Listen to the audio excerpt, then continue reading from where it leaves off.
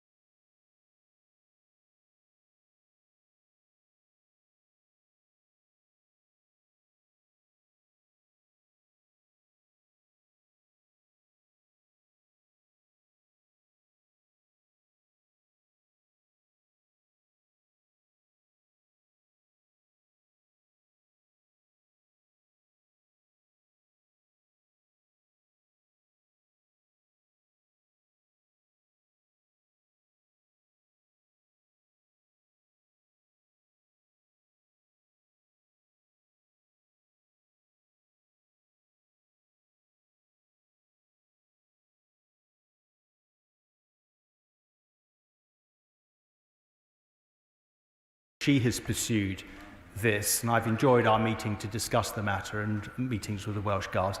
It is important that this is handled quickly, and we are moving at pace to ensure that we can do so with, of course, the caveats that I have just described.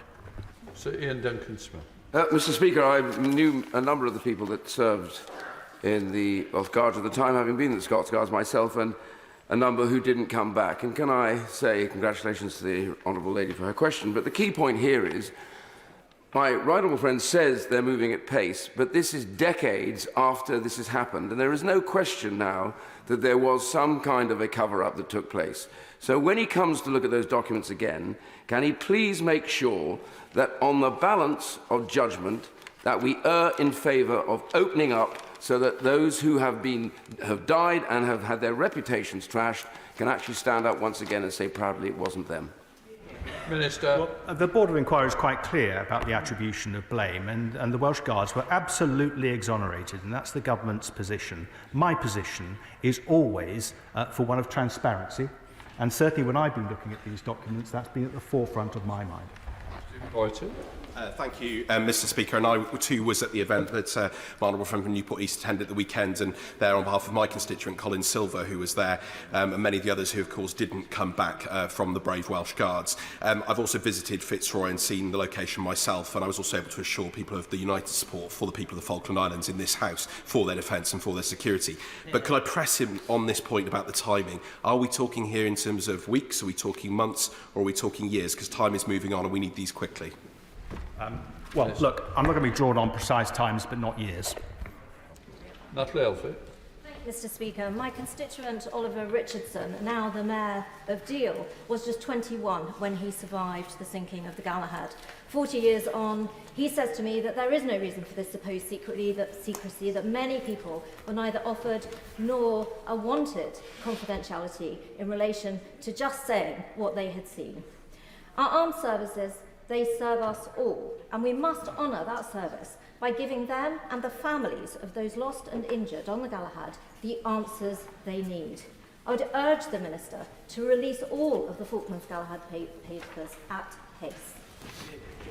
Well, the government will do everything it can in the interest of transparency, but we, like everybody else, are bound by the Data Protection Act. I'm sure she appreciates that. Henry Smith. Question 2, sir. Secretary of State.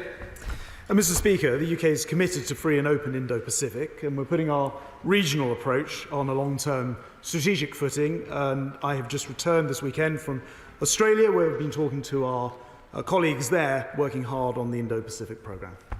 Henry Smith. Thank you, Mr. Speaker. Stability in the Indo-Pacific has been largely aided by the military base presence on Diego Garcia.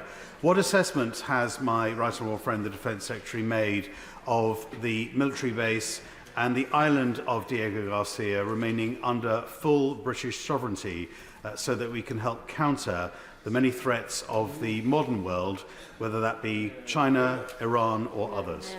So State.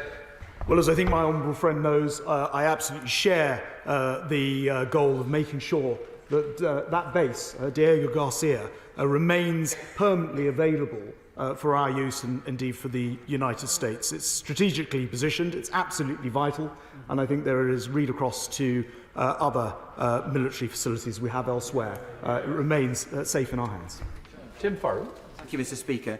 When assessing our ability to influence the stability of that region or any other, has the Secretary of State conducted any kind of impact assessment on the impact of our reduction from 0.7% of GDP invested in international aid, or indeed the fact that we have the smallest standing army, the United Kingdom, for 200 years?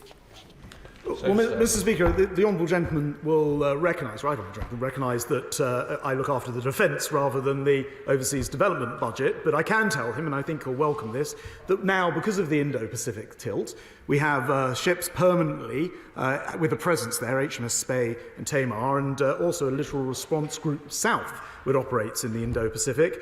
We've already sent the carrier strike group previously. It's going again next year to the region, and that's in addition to the GCAP, Sixth Generation Programme, and of course AUKUS, for which I was in Australia this weekend. I think we can all agree we're doing a lot more than ever before in the Indo-Pacific.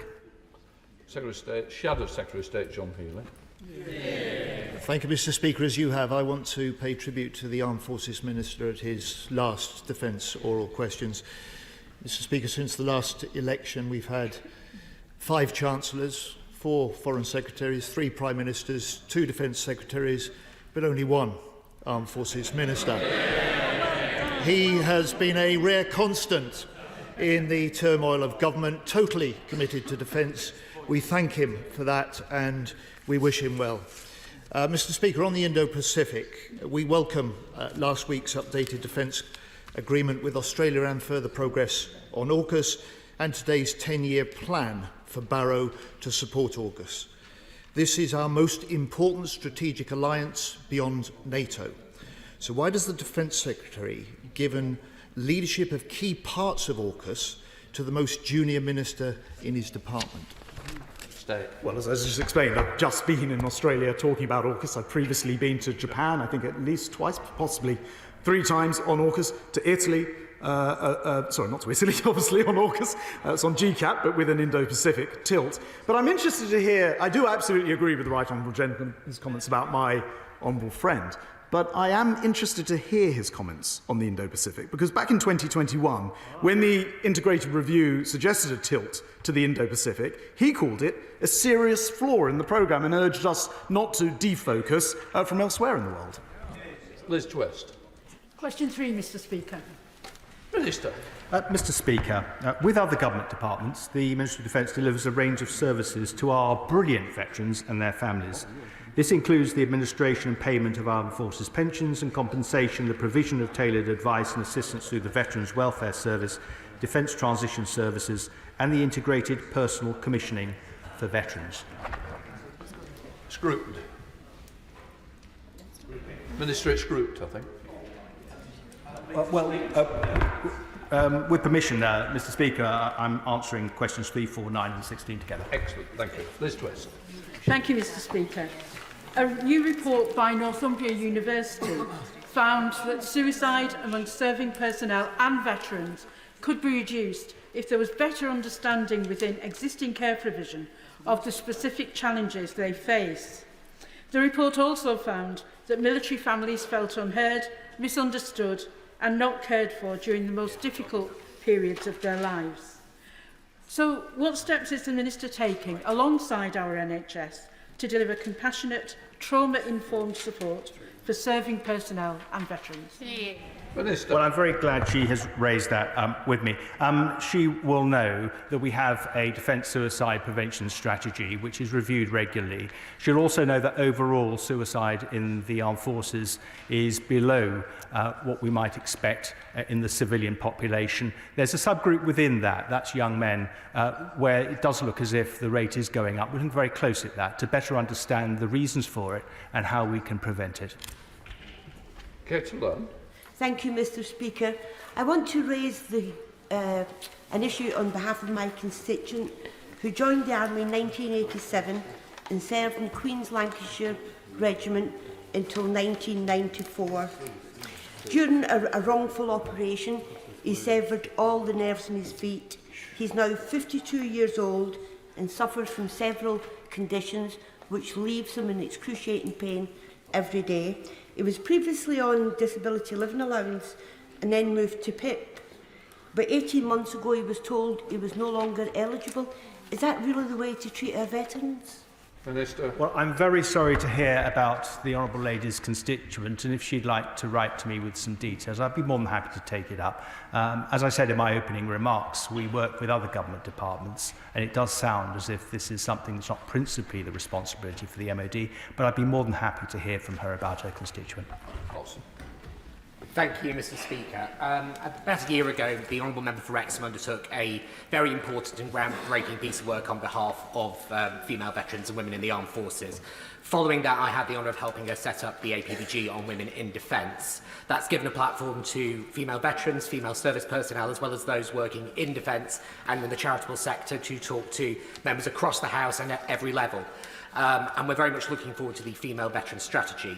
Can I ask my right honourable friend for an assurance that this government remains committed to not just equal treatment for women in the armed forces, but also an equally positive experience for every woman who chooses to serve? Minister. Yeah, I absolutely can give my honourable friend that assurance. I pay tribute to him and our honourable friend, the member for Wrexham, for all the hard work that they have done to improve the position of women in our armed forces.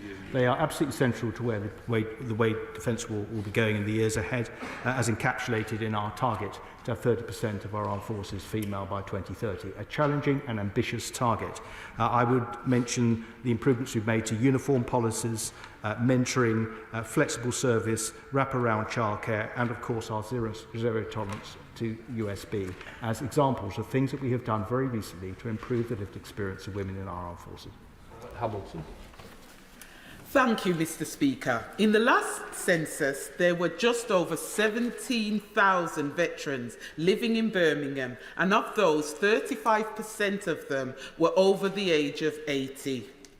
Despite pledging to end veterans' homelessness, last year government figures show that it actually rose by 14%, with up to 180 veterans' households across the UK being made newly homeless each month. So can the Minister tell me what he's doing to make sure our veterans in Birmingham and across the UK who made their enormous sacrifices for our safety and security do not end up homeless? Thank you. It's plainly not right that anybody should be without a home, whether they're a veteran or not. What I would say to the Honourable Lady is that we are doing everything in our power to ensure that people, as they transition out of the armed forces, are set up well for civilian life, and the overwhelming majority of people who leave our armed forces are precisely in that position. So using things like the Defence Transition Service, for example, for those who might have particular problems when they return to civilians, as all members of the armed forces ultimately do, we're ensuring that we minimise the number of people who have served in our armed forces who are left without a home. Mark Pritch. Thank you, Mr. Speaker. Is the Minister aware of the excellent work of the Battle Back Centre in Lilleshall in my constituency, a successful collaboration between the Royal British Legion and Sport England? And would he consider visiting there quite soon, or perhaps his colleague, the Veterans Minister, given they've treated over 6,000 serving and ex-service personnel of all sorts of injuries? The staff there are fabulous, superb, and they deserve a visit. Minister. Well, I'm very grateful to my honourable friend for the invite, which I will most gladly take up. Battleback does a wonderful job. I pay tribute to what it does, and also to my honourable friend for the work he has done in supporting them. Jenkins. Thank you, Mr. Speaker. Morley veteran Roy Segar recently passed away in his mid-90s, a familiar face to us all in Morley. Roy has done so much for veterans and for the Royal British Legion locally and has been our parade marshal. Would my honourable friend join me in paying tribute to Roy and all our unsung hero veterans and thank them for all they do and send our thoughts and prayers to Roy's family? Yes, I very much would do so. Our veterans are a wonderful part of our communities.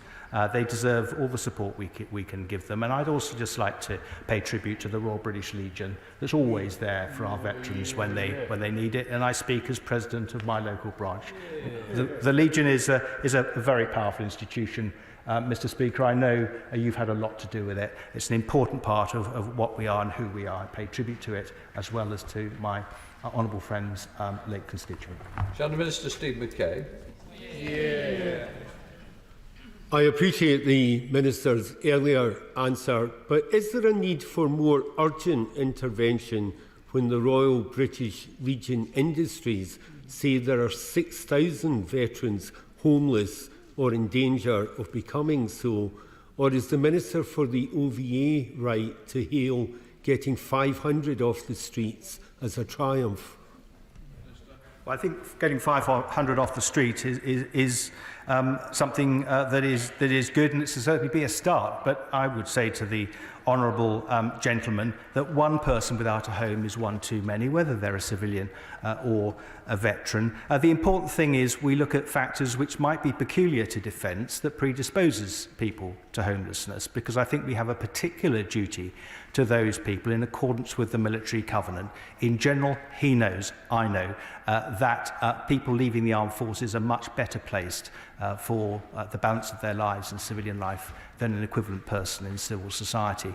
But that isn't the case. Some people fall in the cracks, and we must make sure that they're scooped up and looked after.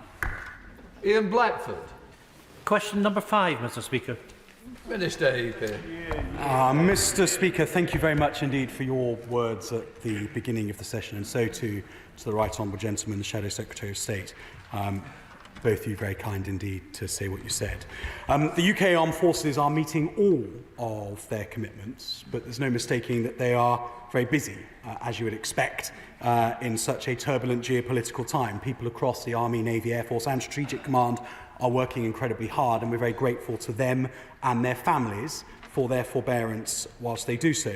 The government is investing £1.95 billion extra in our resilience and readiness.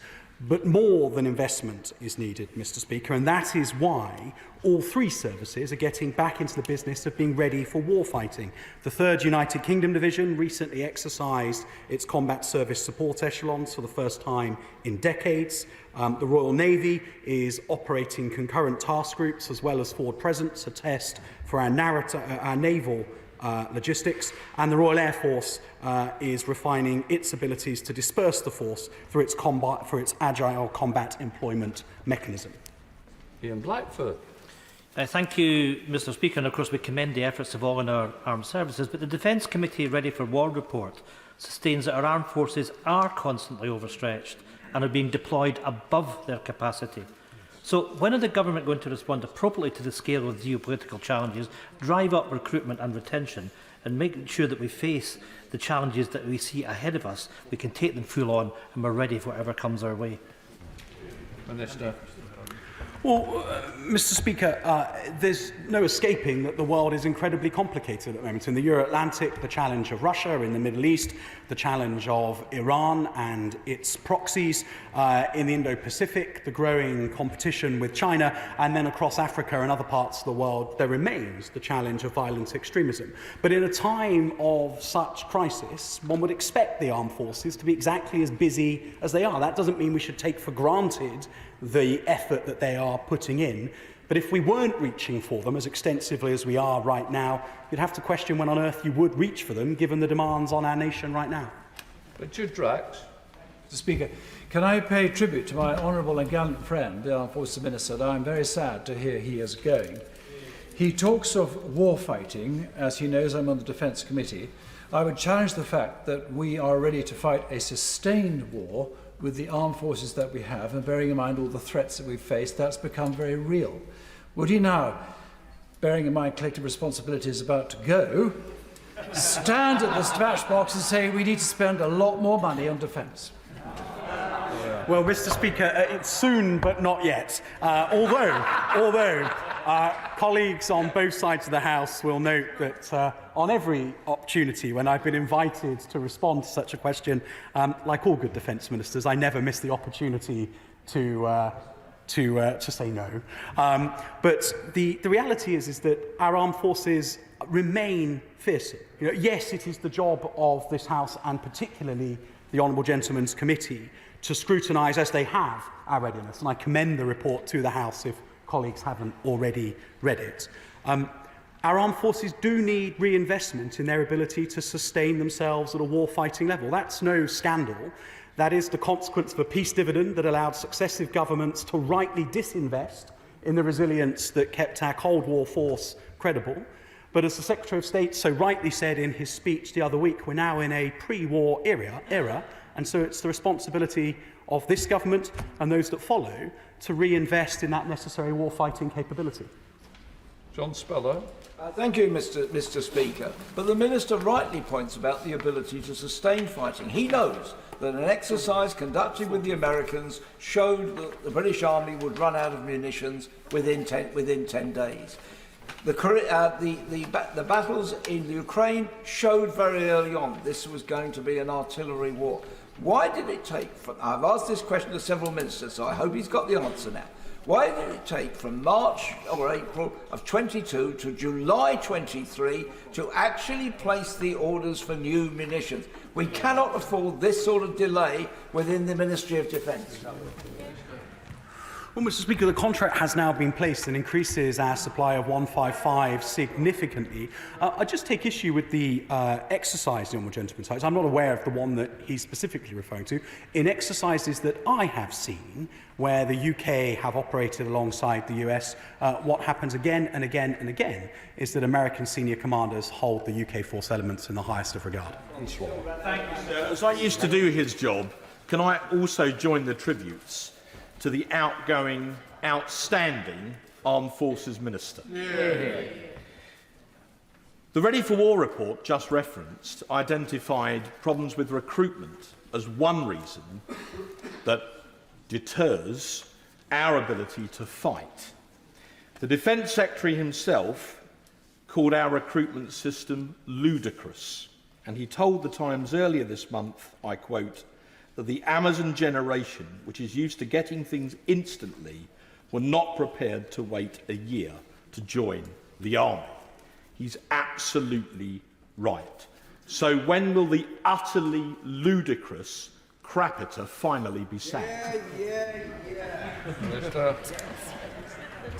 Mr. Speaker, I'm unable to answer the Honourable Gentleman's specific question, but he will be heartened to hear that as a consequence of all that is going on in the world and the geopolitical uncertainty that requires us to use our armed forces so extensively, in recent months we've enjoyed record expressions of interest in joining His Majesty's Armed Forces. Obviously, what we need to do is to make sure that from that moment of expressing interest to starting training is as short as possible, and all colleagues on the front bench to cede the need to do that. Sloane Saxby. Question 6, please, Mr. Speaker. Minister. Thank you, Mr. Speaker, and with your permission I'd like to answer questions 6 and 20 together.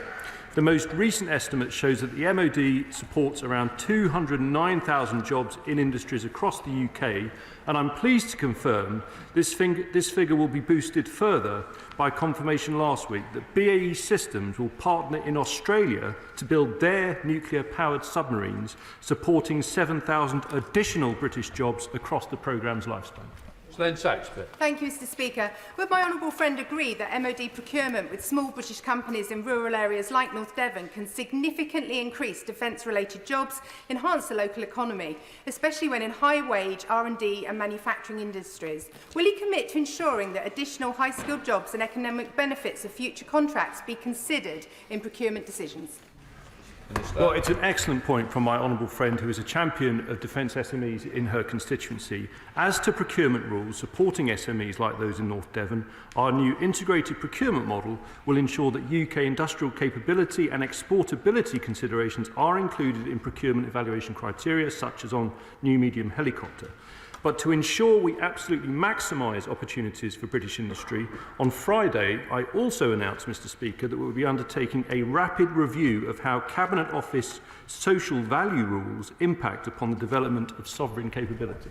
Mark Paulson. Thank you, Mr Speaker. The Minister will be aware of the successful export order for high-value naval electric propulsion technology that's manufactured by GE in my Rugby constituency that's going to Singapore, achieved through the assistance of both the MOD and the Department of Business and Trade. Will he agree that this shows how support for this world-leading British technology enables new business in a fast-developing part of the world while providing significant new high-value jobs for my constituents? Well, again, my honourable friend asked an excellent question, and I do welcome the valuable contribution of GE in his constituency in supplying high-tech motors, including for Royal Navy ships such as the Type 26 frigates and Queen Elizabeth-class aircraft carriers.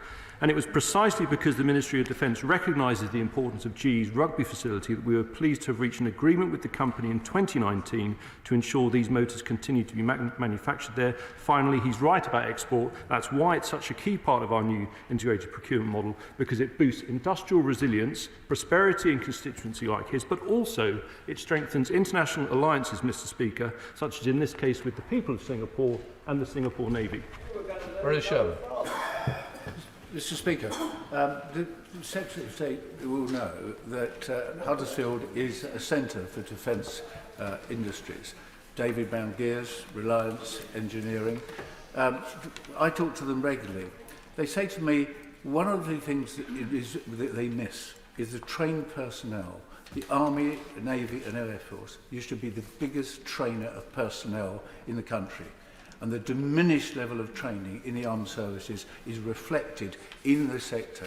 They can't get enough highly trained people to actually employ. Well, I'm aware of those companies, and they do an excellent job supporting the supply chain, particularly into our primes and on key programmes, particularly naval programmes. But I don't recognise the description he uses in relation to training. As he will be aware, I believe Defence is the biggest employer of apprenticeships in the country, but we're doing everything we can to support that. And a key way, Mr Speaker, is by a close relationship with industry, bringing them into our requirements early on so that they can plan and deliver the supply signal, particularly in terms of skills, to match our demand signal. Thank you, Mr Speaker, and I'd like to build on the incisive question from the Right Honourable Member for Rayleigh and Wickford.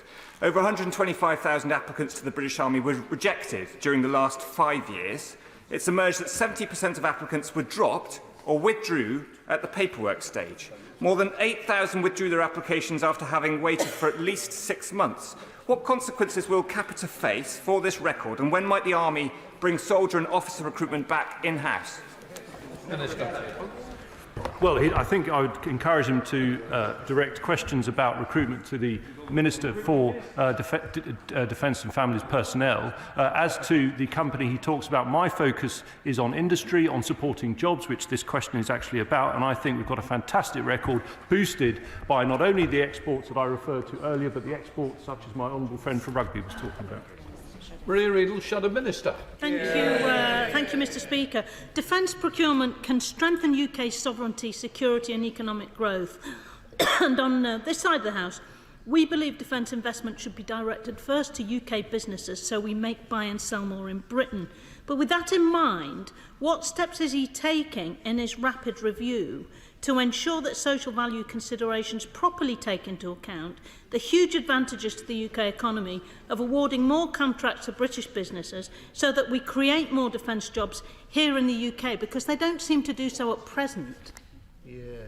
Well, I have to say to the Honourable Lady, I think there's a considerable consensus here, because I do agree with her about the importance of sovereign defence capability. But if I may say, it isn't just because of the economic benefits, although they are absolutely crucial.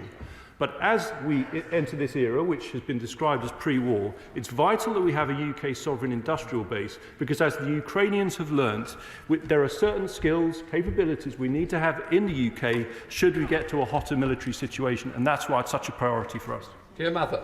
Question 7, Mr. Speaker. Minister. Mr. Speaker, I refer the honourable gentleman to much that I said in response to the readiness question earlier, but the key point of addressing this issue with enablement is that it's the really unglamorous stuff that needs to be invested in first. There's no point buying more tanks until we've got more tank transporters. The government is seized of that and is doing exactly that. And Mr. Speaker, it's an opportunity to just place on record, in addition to my gratitude to the armed forces in response to the previous question, that there are tens of thousands of very hard-working MOD civil servants, both in main building and around the wider enterprise, who are hard at work on exactly this problem right now, and I'm very grateful to them for their efforts. Thank you, Mr. Speaker, and I'd like to thank the Minister, like other colleagues, for his years of service. Since 2010, the size of our armed forces has decreased by over 43,000 personnel. The number of Royal Navy warships has decreased by 1 in 5, and more than 200 aircraft have been removed from service in just the last 5 years, with recruitment targets being missed year on year.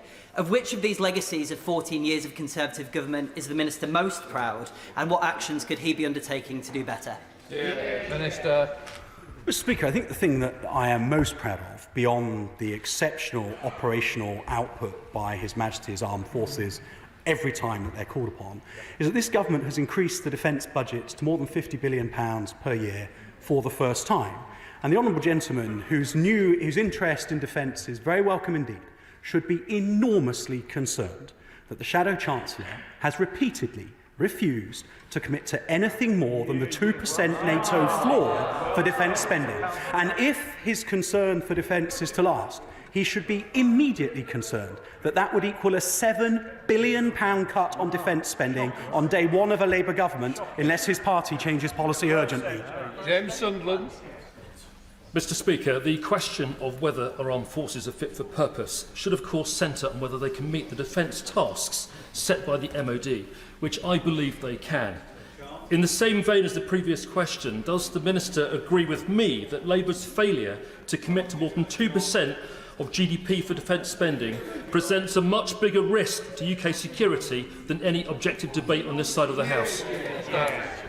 Mr. Speaker, absolutely. 2.5% of GDP should be achieved urgently. The fiscal situation is improving, and this party has made that commitment.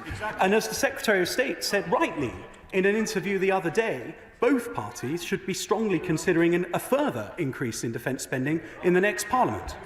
Shadow Minister Maria Reid. Thank you, Mr. Speaker. As the former Defence Secretary told this House last January, the government has hollowed out and underfunded the UK military over the last 14 years, but this is in large part due to their total failure in armed forces recruitment. And now damning new figures show over the last decade, 800,000 people willing to serve and defend their country simply gave up and withdrew their applications. The current Defence Secretary himself says the recruitment system is ludicrous. The organisation that are running it got called the wrong name by an honourable gentleman on the other side of the House. But where is the current plan to fix this recruitment system? Is it working? Mr. Speaker, the honourable lady is conflating two separate issues. The former Secretary of State for Defence and I, and everybody else who served on the government front bench since we've returned to the prospect of state-on-state war, has referred to a hollowing out of the force that isn't the consequence of decisions just made by this government, it's the consequence of decisions made by governments since the fall of the Berlin Wall, because the force that we maintained for the Cold War and all of its enablement was not necessary when we were fighting counterinsurgency campaigns in Iraq and Afghanistan. That is what is meant by hollowing out, and the sooner that the honourable lady starts to deal with that as an issue rather than conflate it with others to make political points, the sooner that she'll start to contribute to a very important debate. Now, as far as recruitment goes, a record level of interest has been shown in joining our nation armed forces, and there is no hiding from the fact that we need to rapidly accelerate the way that people go from expression of interest to being in training. Can we accelerate the questions with it? Chris Stevens. Number 8, Mr. Speaker. Mr. Speaker, The UK continually assesses potential threats to our overseas territories, including the sovereign base areas on the island of Cyprus. British Forces Cyprus provides a permanent military presence, and we are investing in the SBAs to combat current and future threats to ensure local, regional and global security. Thank you, Mr Speaker. I thank the Minister for the response. His colleague, the Secretary of State, has stated in the past that we want to do everything possible to ensure the security of Cyprus. So does the Minister agree that keeping the Cypriot government informed of all UK military operations it conducts from their island is appropriate and should be an official obligation for the security of Cyprus? Minister. Mr Speaker, the SBAs are sovereign bases, and therefore, of course, we reserve the right to operate from them as we need, based on the UK national interest. But the Honourable Gentleman will be reassured to hear that the Secretary of State, his predecessors, me and other ministers in the department have very good relations with the Cypriots, and we do indeed seek to tell them as much as we possibly can about the operations that we are mounting from those bases. James Gray. Speaker, I'd like to add to the warm words that have been said about my right honourable friend, the member for Wells. He's been particularly supportive of the All-Party Parliamentary Group for the Armed Forces and of the Armed Forces Parliamentary Scheme, both of which I chair, and throughout he's been hugely supportive of it. Would agree with me that the sovereign base in Cyprus has a particularly important role to play in our activities in the Red Sea.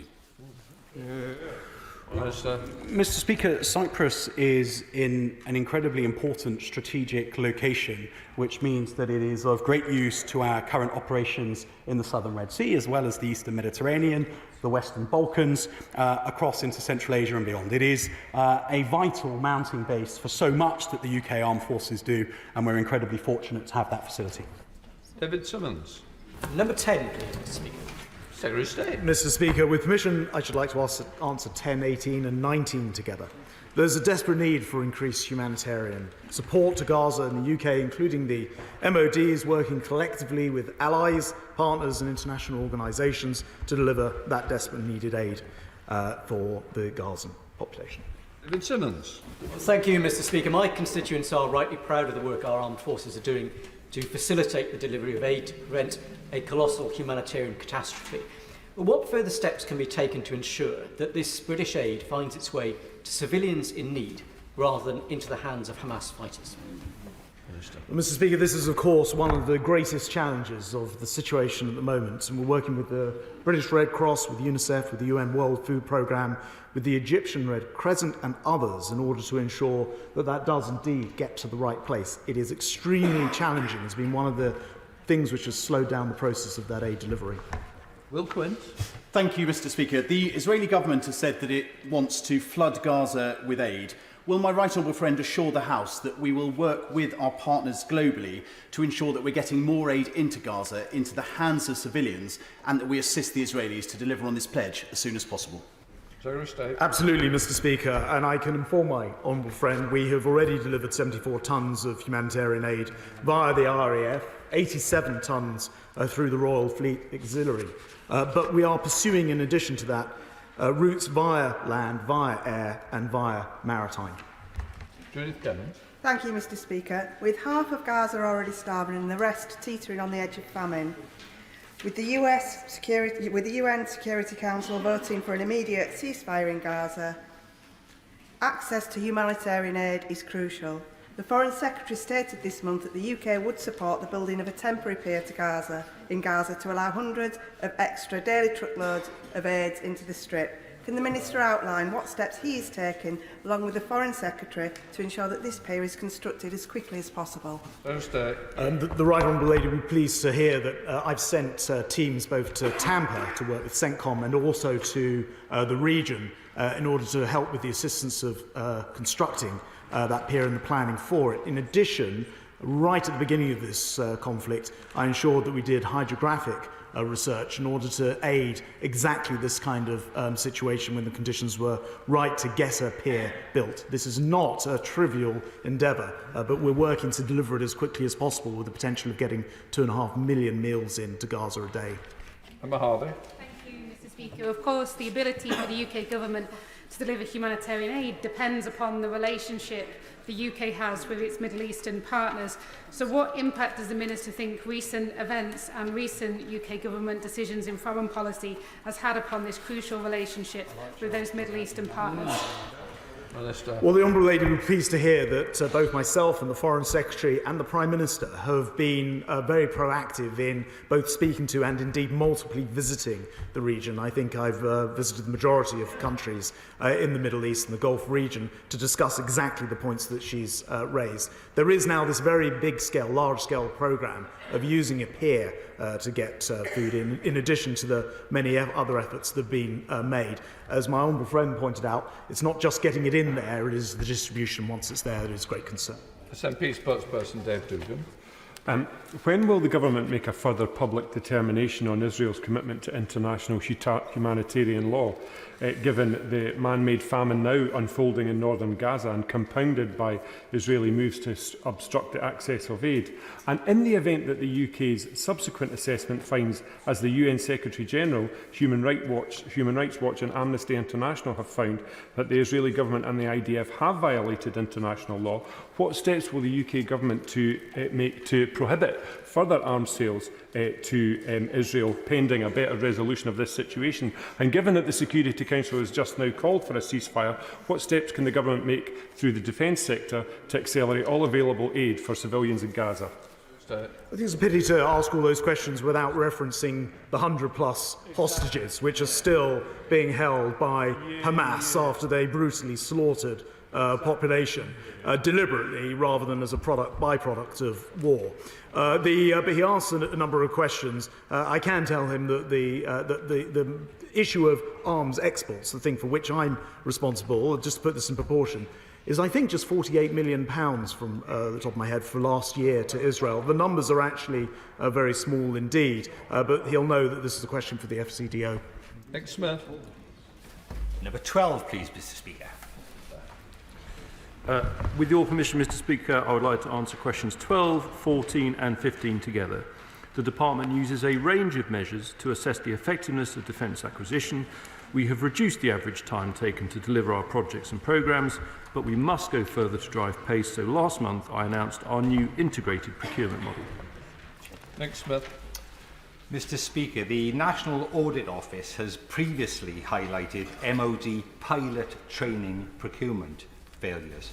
So can I ask the Minister if the RAF is now meeting its pilot training quotas, and is the Minister satisfied with progress in this key area?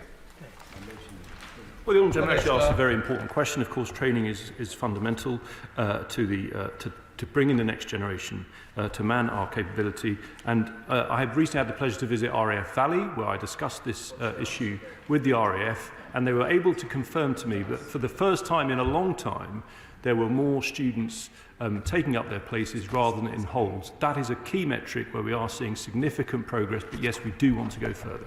Stephanie Peacock. Thank you, Mr. Speaker. Last March, the government said they would have their AGEX scheme ready between October 2028 and September 2029.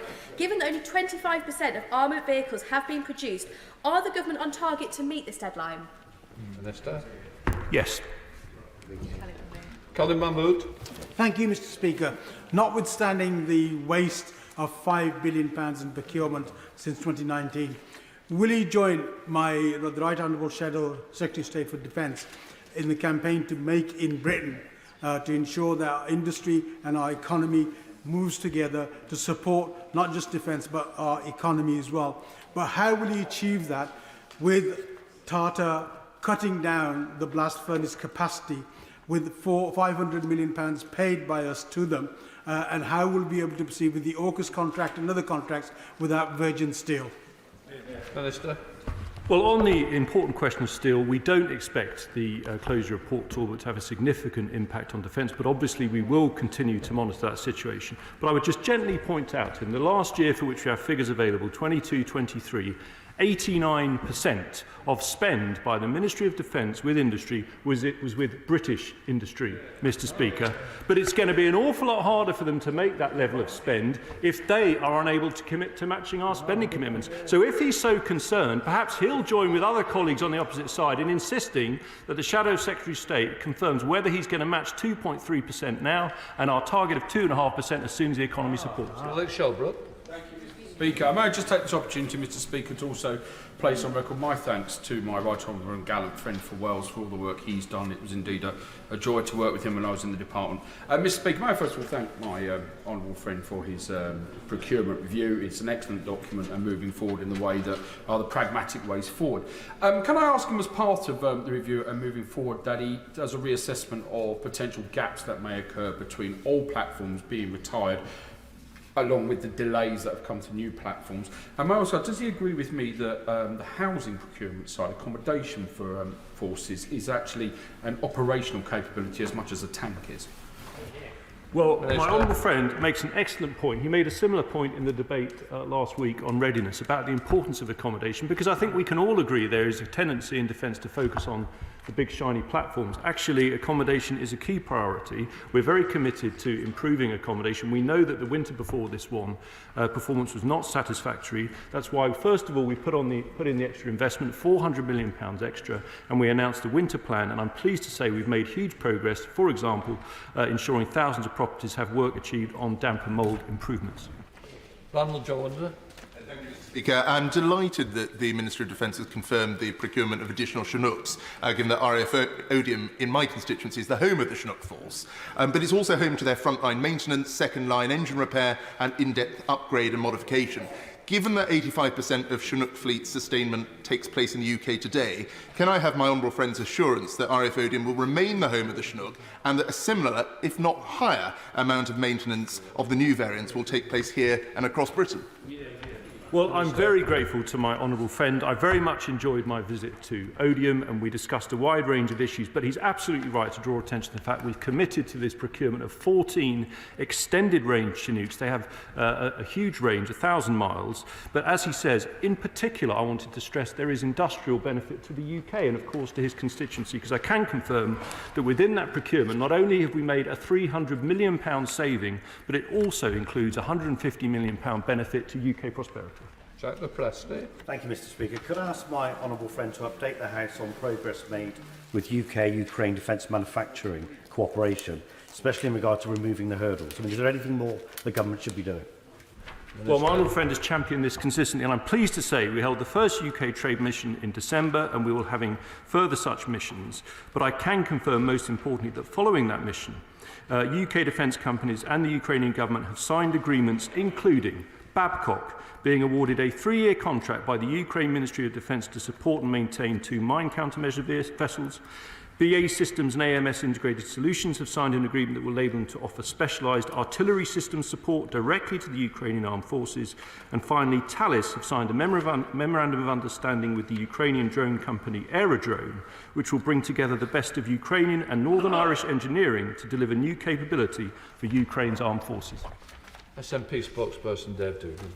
Procurement of the new medium-lift helicopter has been characteristically suboptimal under this government, but this particular defence procurement minister has managed, with his inverse Midas touch, to ensure that costs have grown from circa 1 billion to 1.3 billion. Delivery forecasts have slipped 6 years to 2031, and the number of assets that will be received has gone from 44 down to 35. With this budget invariably going to slip to the right, with the service personnel going to be under-resourced and the budget almost certainly going to grow, what possible confidence can anyone have in this Defence Procurement Minister?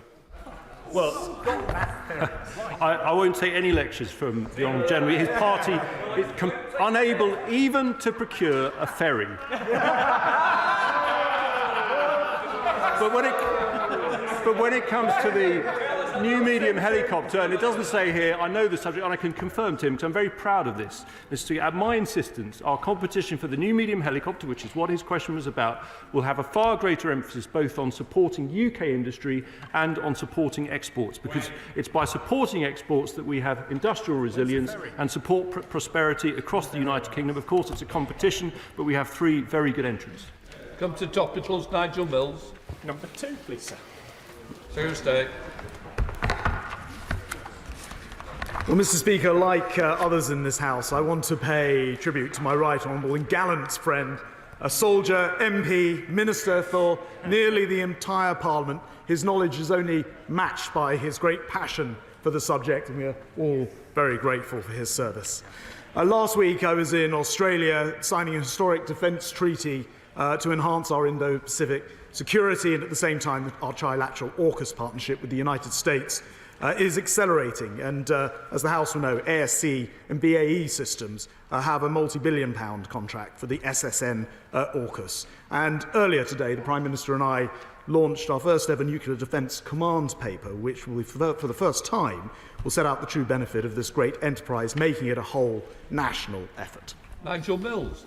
Can I thank him for the answer, and can I welcome the command paper being published this morning, especially the important role that Rolls-Royce and Derby play in it. Would you agree for it to be a truly national enterprise, there needs to be a truly national supply chain and access to jobs for people right across the country as well? Well, Honourable Friend is absolutely right about the extent of the supply chain, and in addition to the very large investment in Rolls-Royce, for which the Australians put £2.4 billion in last week, and all of the work in Barrow that the command paper talks about today, there are benefits for virtually every single constituency up and down the country. Judge Secretary of State John Healey. Thank you, Mr. Speaker. We condemn the deadly terrorist attacks in Moscow on Friday, and our thoughts are with all those who are affected. But the attack must not become a Kremlin cover for Putin's illegal war in Ukraine. And in recent days, we've seen multiple Russian strikes on Ukrainian cities, yet the last UK air defence support was announced last year. When is the next one? Well, Mr. Speaker, first of all, I join the right honourable gentleman in his sending the condolences on that horrific terror attack. He's absolutely right to say there is no connection whatsoever that we're aware of with Ukraine, and indeed ISIS have claimed responsibility. We must resist Putin's efforts to try to link the two. With regard to air defence, in fact, there have been much more recent attempts to aid our Ukrainian friends, including through the International Fund for Ukraine, which has laid 27 contracts. We have a £900 million fund run by the UK on behalf of a large number of other countries. John Healey. Yes, anything more recent, of course, was from the Ukrainian Fund for Ukraine, not from the UK, which is why we strongly welcomed the £2.5 billion of UK military support for 2024. But, Mr. Speaker, for nearly 3 months since that announcement, ministers have said that the first deliveries to Ukraine won't happen until Q1 of the new financial year. And wars do not follow financial years. So when will the UK move beyond this stop-start military aid and help Ukraine now with the spring-summer offensive? Well, Mr. Speaker, I can tell the right honourable gentleman we have a constant flow of foreign material that we're buying and sending into Ukraine. I announced just recently £325 million for Ukraine for drones, with British Ukrainian drones, and we've increased the amount of money overall going to Ukraine to £2.5 billion from the previous 2 years, £2.3 billion. I will just gently say to the right honourable gentleman, because it's been raised by a couple of my colleagues today, he needs to explain how his side would manage an increased budget to Ukraine when their plan is to cut £7 billion off the overall defence budget. Andrew Slough. An Army non-serving partner says of her children's mental health treatment, and I quote very briefly, Mr. Speaker, "When you move, they close the case, and then you have to go all the way back through the system, which takes forever. By the time you get in, you're moving again." Can you give the House an update, please, on recommendations 74, 75 and 76, which deals with this issue on the Living in Our Shoes report? I'm grateful to my old friend, and as ever, pay tribute for the work he's done in this. It is the case when people move around the country, they are disadvantaged. We recognise that. which is why the Integrated Care Board is now doing a pilot on how we can get around this issue of people losing their place on waiting lists when they travel around the country. Obviously, this is an issue that involves other government departments. We have a responsibility nevertheless, and we discharge that responsibility in a number of ways. Give them an example, HeadFit is being adapted and adopted at the moment to ensure that our veterans and our service families are able to access much of its content. Gaskell. The government has previously refused to confirm or deny whether Israeli F-35s have been using RAF air bases or indeed other military cooperation between the UK and Israel. Given the decision of the ICJ and now the decision of the UN Security Council to call for an immediate ceasefire, what are the operational or policy reasons that deny UK citizens the right to know whether their government has been complicit in Israeli genocide in Gaza? Minister. Mr. Speaker, we don't comment on operational matters of that sort. Greg Smith. Thank you, Mr. Speaker. Qatar hosts Hamas's most senior leaders in Doha and should have been applying far more pressure on the terror group to release the Israeli hostages and to surrender. So does my right honourable friend agree that Qatar's malign activities bolsters our adversaries and therefore weakens our own defence? Minister. Mr. Speaker, I'm not entirely sure I do agree. I mean, I'll leave the Foreign Office to talk about the diplomatic angles that they are pursuing. But in my experience, Qatar has been an incredibly helpful partner across a whole load of things over the last few years. And we enjoy the opportunity to strengthen that partnership, both through the sale of UK-built defence capabilities, but also through increasingly operating together in areas of mutual concern. It's a relationship around which the UK can build further and has great potential. Dix. Thank you. HMS Albion is twinned with Chester and we deeply value the ship and her company. Can the Minister provide the next date HMS Albion and HMS Bulwark will be at sea, or will he just admit he's mothballed them both? Well, the Honourable Lady will be pleased to know I was on HMS Albion the other week. She's not been mothballed. It will be the case that the other ship is the first to sail. I don't know the timing. It will just depend on operational requirements, but they are both continuing in operation. Thank you, Mr. Speaker. Mr. Speaker, like many colleagues across the House, I attended the All-Party Parliamentary Group for UK Israel and Friends of Israel. We were joined by 2 released hostages and a delegation consisting of young siblings, sons, daughters, grandchildren and their families being held, and cousins who have members of their families being held hostage in Gaza. It's now 5 months since the hostages were taken. Can I just ask the Minister to ensure that these victims remain right at the front of mind of all decisions taken on the Middle East? Well, my honourable friend can have absolutely that assurance. And if I may, whilst it is shocking to see what is happening in the region, it is too often forgotten, I'm afraid, including in this House, today, from some members opposite, that this all began with the taking of those hostages, and we will never forget. Martin Day. Thank you, Mr. Speaker. Pension justice is on everybody's lips just now, so can the Minister tell me what this government has done to support the 30,000 veterans who left the service before 1975 and have lost out on preserved pensions? Minister. I'm very grateful to the honourable gentleman. As he knows very well, consecutive governments have made it plain that we don't make changes retrospectively to pensions. As for pensions overall for the armed forces, Mr. Speaker, you'll know, as I do as a beneficiary, they are equitable, fair and generous.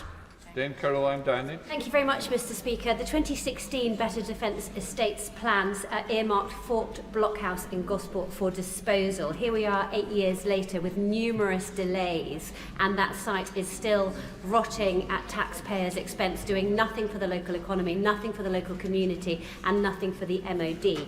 Can the Minister please update me when we will finally see some progress on that site? Well, I'm grateful to my right honourable friend, and I enjoyed my visit to her constituency where we looked at a range of infrastructure and accommodation. I appreciate that she wants to see progress here. I would just stress, whilst we engage as closely as possible with Gosport Council on it and want to make progress, it is a very complex site. There are significant defence assets still in place with DIO, but also with the Royal Navy. But I'm committed to looking at what more we can do and to engaging further with her. Jessica Morden. Thanks, Mr. Speaker. There are tens of thousands of pregnant women in Gaza suffering malnutrition and at serious risk of delivering their babies unsafely and without health care. Can the Minister outline what particular steps are taken along with the Foreign Secretary to support delivery of food, medical supplies to these particularly vulnerable women? Well, Mr. Speaker, we are working to try to bring the supplies to all of the citizens of Gaza. I didn't run through the list of provisions, but it does include provisions for those in medical need, and particularly women who may be pregnant. As I mentioned earlier, we're working on plans with the Americans in particular, but also the Jordanians, to provide vastly greater amounts of aid into Gaza. Mr. Speaker, the terrible terrorist attacks in Moscow reminds us that jihadi extremism has not disappeared, given its ideology, its reach and its strength. Would the Secretary of State agree with me that ISIS-K is every much a threat to the West as it is to Russia? Well, Mr. Speaker, the right honourable gentleman is absolutely right. There's a perception that Daesh has gone away. Daesh core is cooped up in prisons in northern Syria, but Daesh affiliates are growing alarmingly quickly in other parts of the world, and the attack in Moscow is a reminder to us all that we must continue to focus both on the counter-terror threat as well as the state threats. Final question, Dan Jarvis. Thank you, Mr. Speaker. Can I wish the Minister for the Armed Forces all the very best for his next posting?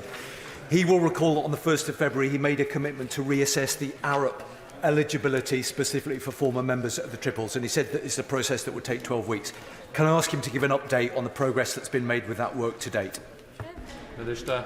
Mr. Speaker, it's disappointing to finish on a down note, but as the honourable gentleman knows from a written answer that I gave him earlier in the week, it has taken longer than I wanted to establish an independent group of new casework assessors, and thus that 12-week period has not yet begun. I am told by officials when I reluctantly signed off the answer to him earlier in the week that that process is nigh on complete, and thus the 12 weeks should start imminently, and he won't be surprised to know that, preempting the honourable gentleman's question, I've encouraged them that 8 weeks would sound an awful lot better than 12 given the delay in getting started. Completes questions. Point of order. Is it relating to defence questions?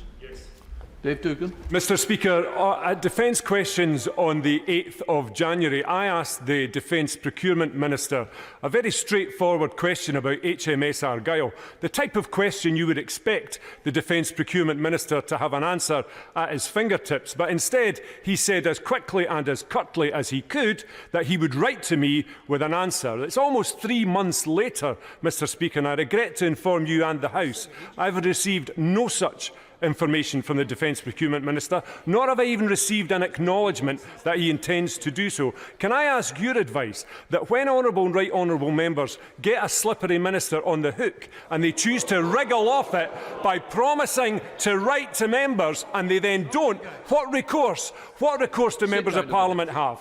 Well, first of all, I think we ought to choose the language when you want to respond. And I would say, and I had a lot of sympathy. Actually, it doesn't relate to these questions, but I'm going to give you the benefit of the doubt because I think it's an important matter. As a senior member of the SNP and being their spokesperson, I do expect you to get timely replies. I don't expect replies to take so long. I'm sure that the bench has heard, and I would expect a response to be sent rather quickly following your intervention. Right, we're now coming to the statement. I now call the Deputy Prime Minister, Right Honourable Oliver Downing.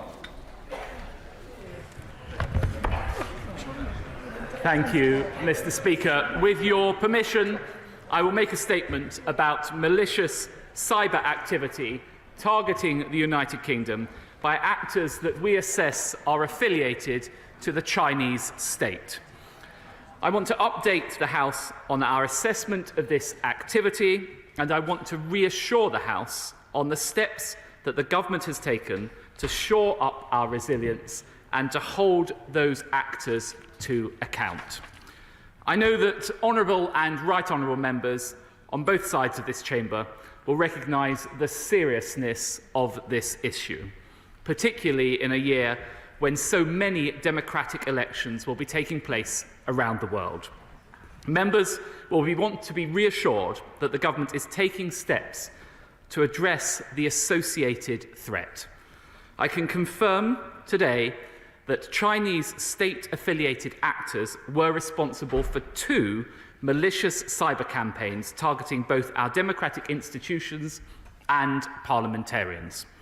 First, the compromise of the United Kingdom Electoral Commission between 2021 and 2022, which was announced last summer. And second, attempted reconnaissance activity against UK parliamentary accounts in a separate campaign in 2021. Later today, a number of our international partners, including the United States, will be issuing similar statements to expose this activity and to hold China to account for the ongoing patterns of hostile activity targeting our collective democracies. Mr. Speaker, you and Parliamentary Security have already been briefed on this activity. We want now to be as open as possible with the House and with the British public, because part of our defence is calling out this behaviour. This is the latest in a clear pattern of hostile activity originating in China, including the targeting of democratic institutions and parliamentarians in the United Kingdom and beyond. We have seen this in China's continued disregard for universal human rights and international commitments in Xinjiang, China's erasure of dissenting voices and stifling of the opposition under the new national security law in Hong Kong, and the disturbing reports of Chinese intimidation and aggressive behaviour in the South China Sea. It is why this government has investigated and called out so-called Chinese overseas police service stations and instructed the Chinese embassy to close them. However, their cumulative attempts to interfere with the United Kingdom's democracy have not succeeded. Last summer, the Electoral Commission stated that it had been a victim of a complex cyber attack between 2021 and 2022. This was the work of Chinese state-affiliated actors. These actors gained access to the Electoral Commission's email and file-sharing systems, which contained copies of the electoral register. As the Electoral Commission stated in 2023, when this attack was first made public, the compromise has not affected the security of elections. It will not impact how people register, vote, or otherwise participate in democratic processes. I want to reassure people that the compromise of this information, whilst it is obviously concerning, typically does not create a risk to those affected. And I want to further reassure the House that the Commission has worked with security specialists to investigate the incident and remove the threat from their systems. The Commission has since taken further steps to increase the resilience of their systems. In addition, the National Cybersecurity Centre assesses it is almost certain that the Chinese state-affiliated cyber actor known as APT-31 attempted to conduct reconnaissance activity against UK parliamentary accounts during a separate campaign in 2021. Honourable members may recall that APT-31 was one of several cyber actors attributed to the Chinese Ministry of State Security by the United Kingdom and its allies in July 2021. This email campaign by APT-31 was blocked by Parliament's cybersecurity measures. In this case, it was entirely unsuccessful. However, any targeting of members of this House by foreign state actors is completely unacceptable. Taken together, the United Kingdom judges that these actions demonstrate a clear and persistent pattern of behaviour that signals hostile intent from China. That is why the United Kingdom has today sanctioned 2 individuals and 1 entity associated with the Chinese state-affiliated APT-31 group for involvement in malicious cyber activity targeting officials, government entities, and parliamentarians around the world. We are today acting to warn of the breadth of targeting emanating from Chinese state-affiliated actors like APT-31, to sanction those actors who attempt to threaten our democratic institutions, and to deter both China and all those who seek to do the same. Mr. Speaker, last week at the Summit for Democracy in Seoul, I said that we would call out malicious attempts to undermine our democracy wherever we find them. This is an important tool in our armoury, and today we are doing just that. The UK does not accept that China's relationship with the United Kingdom is set on a predetermined course, but this depends on the choices that China makes.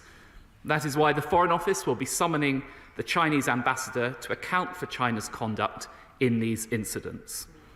The UK's policy towards China is anchored in our core national interests.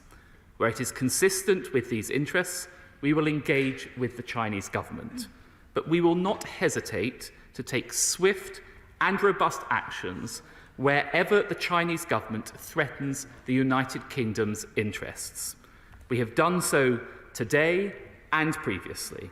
This government will continue to hold China and other state actors accountable for their actions. We will also take serious action to prevent this behaviour from affecting our security. The steps we have taken in recent years have made the UK a harder operating environment for foreign state actors seeking to target our values and our institutions. Through the National Security Act, we now have for the first time a specific offence of foreign interference. This new offence will allow law enforcement to disrupt state-linked efforts to undermine our institutions, rights or political system. Our National Security and Investment Act has overhauled our scrutiny of investment into the United Kingdom by giving the government powers to block, unwind or put conditions on investments that could create national security risks. We've significantly reduced China's involvement in the UK's civil nuclear sector, taking ownership of CGN's stake in Sizewell C nuclear power project and ensuring Chinese state-owned nuclear energy corporations will have no further role in the project. We have put in place measures to prevent hostile infiltration of our universities, including protecting campuses from interference through the Higher Education Freedom of Speech Act. The Procurement Act includes national security development provisions that allow us to act where we see malicious influence in our public procurement. I have taken steps to reduce the government's exposure to Chinese operators, banning Hikvision and TikTok from government buildings and devices. And through the National Cyber Security Strategy, we're investing £2.6 billion to increase the cyber resilience of our critical national infrastructure by 2025, making the most important parts of our digital environment a harder target for state and non-state actors. The government is continuing to build the tools, expertise and knowledge to respond to the systemic challenge that China poses to the United Kingdom's security and its values. The integrated review refresh in 2023 took steps towards this, doubling funding for a government-wide programme, including investment in Mandarin language training and deepening diplomatic expertise. But we must also be clear that this is not a problem for the government to solve alone. That is why we created the National Protective Security Authority within MI5 to help businesses and institutions play their part in protecting our security and prosperity. The NPSA will help organisations in the UK's most sensitive fields, including critical national infrastructure operators and world-leading science and tech sectors, to protect themselves against state threats. It's also why I set up the Economic Security Public-Private Forum to ensure that business leaders in crucial sectors understand the threat to the UK and what they can do to defeat it. And in Parliament, the National Cyber Security Centre has launched an opt-in service for members of both houses. This allows the NCSC to alert high-risk individuals if they identify evidence of malicious activity on their personal devices or account, and swiftly advise them on steps to take to protect their information. Today, the NCSC has published new guidance for political organisations, including political parties and think tanks, which will help these organisations take effective action to protect their systems and their data.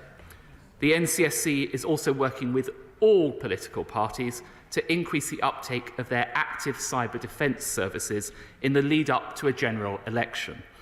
A key component of increasing our resilience is supporting the NCSC and parliamentary authorities by taking up this cyber security offer. And so I urge all members of this House to do so, and I will be writing to colleagues later today, setting out again the steps that they can take to do so. At the Summit for Democracy, I was struck by the powerful strength of our collective voices when we work together to defend our democratic freedoms.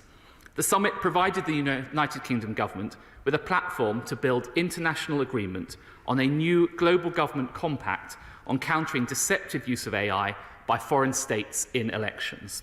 It's important and welcome that our partners across the Five Eyes, as well as those in Europe and the Indo-Pacific, are also standing in solidarity with our efforts to call out malicious cyber activity.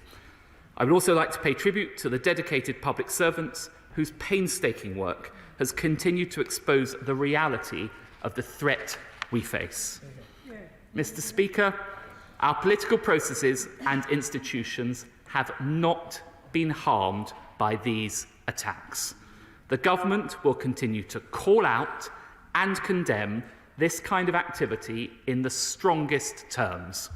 We will continue to work with our allies to ensure that Chinese state-affiliated actors suffer the consequences of their behaviour, and we will take preventative action to ensure these attempts do not succeed. The cyber threat posed by China-affiliated actors is real and it is serious, but it is more than equalled by our determination and resolve to resist it. That is how we defend ourselves and our precious democracy, and I commend this statement to the House. Can I just say it was an important statement? That's why it has run on quite a lot longer than the normal 10 minutes. So in which case, I'm sure everybody agrees that if the two front benches need a little extra time, of course we'll be flexible exactly in the same way. I now come to the Shadow Secretary, Pat Matfadden. Thank you, Mr. Speaker, and can I thank the Deputy Prime Minister for his statement and for advance sight of it. It is, of course, a statement about which there's been significant briefing in the press over the past couple of days. Now, on questions of national security, we will support the government in efforts to counter attempts by China or any other state to interfere with or undermine the democratic process, or attempts to stop elected representatives going about their business, voicing their opinions or casting their votes without fear or favour. And with that in mind, can I pay tribute to the efforts made every day by the intelligence and security services to protect the public, to protect our democracy and our way of life. The economic relationship between the United Kingdom and China can never mean compromising on national security or our democratic integrity. Now, the Deputy Prime Minister's statement touches on a number of issues, and I'd like to ask him some questions about these.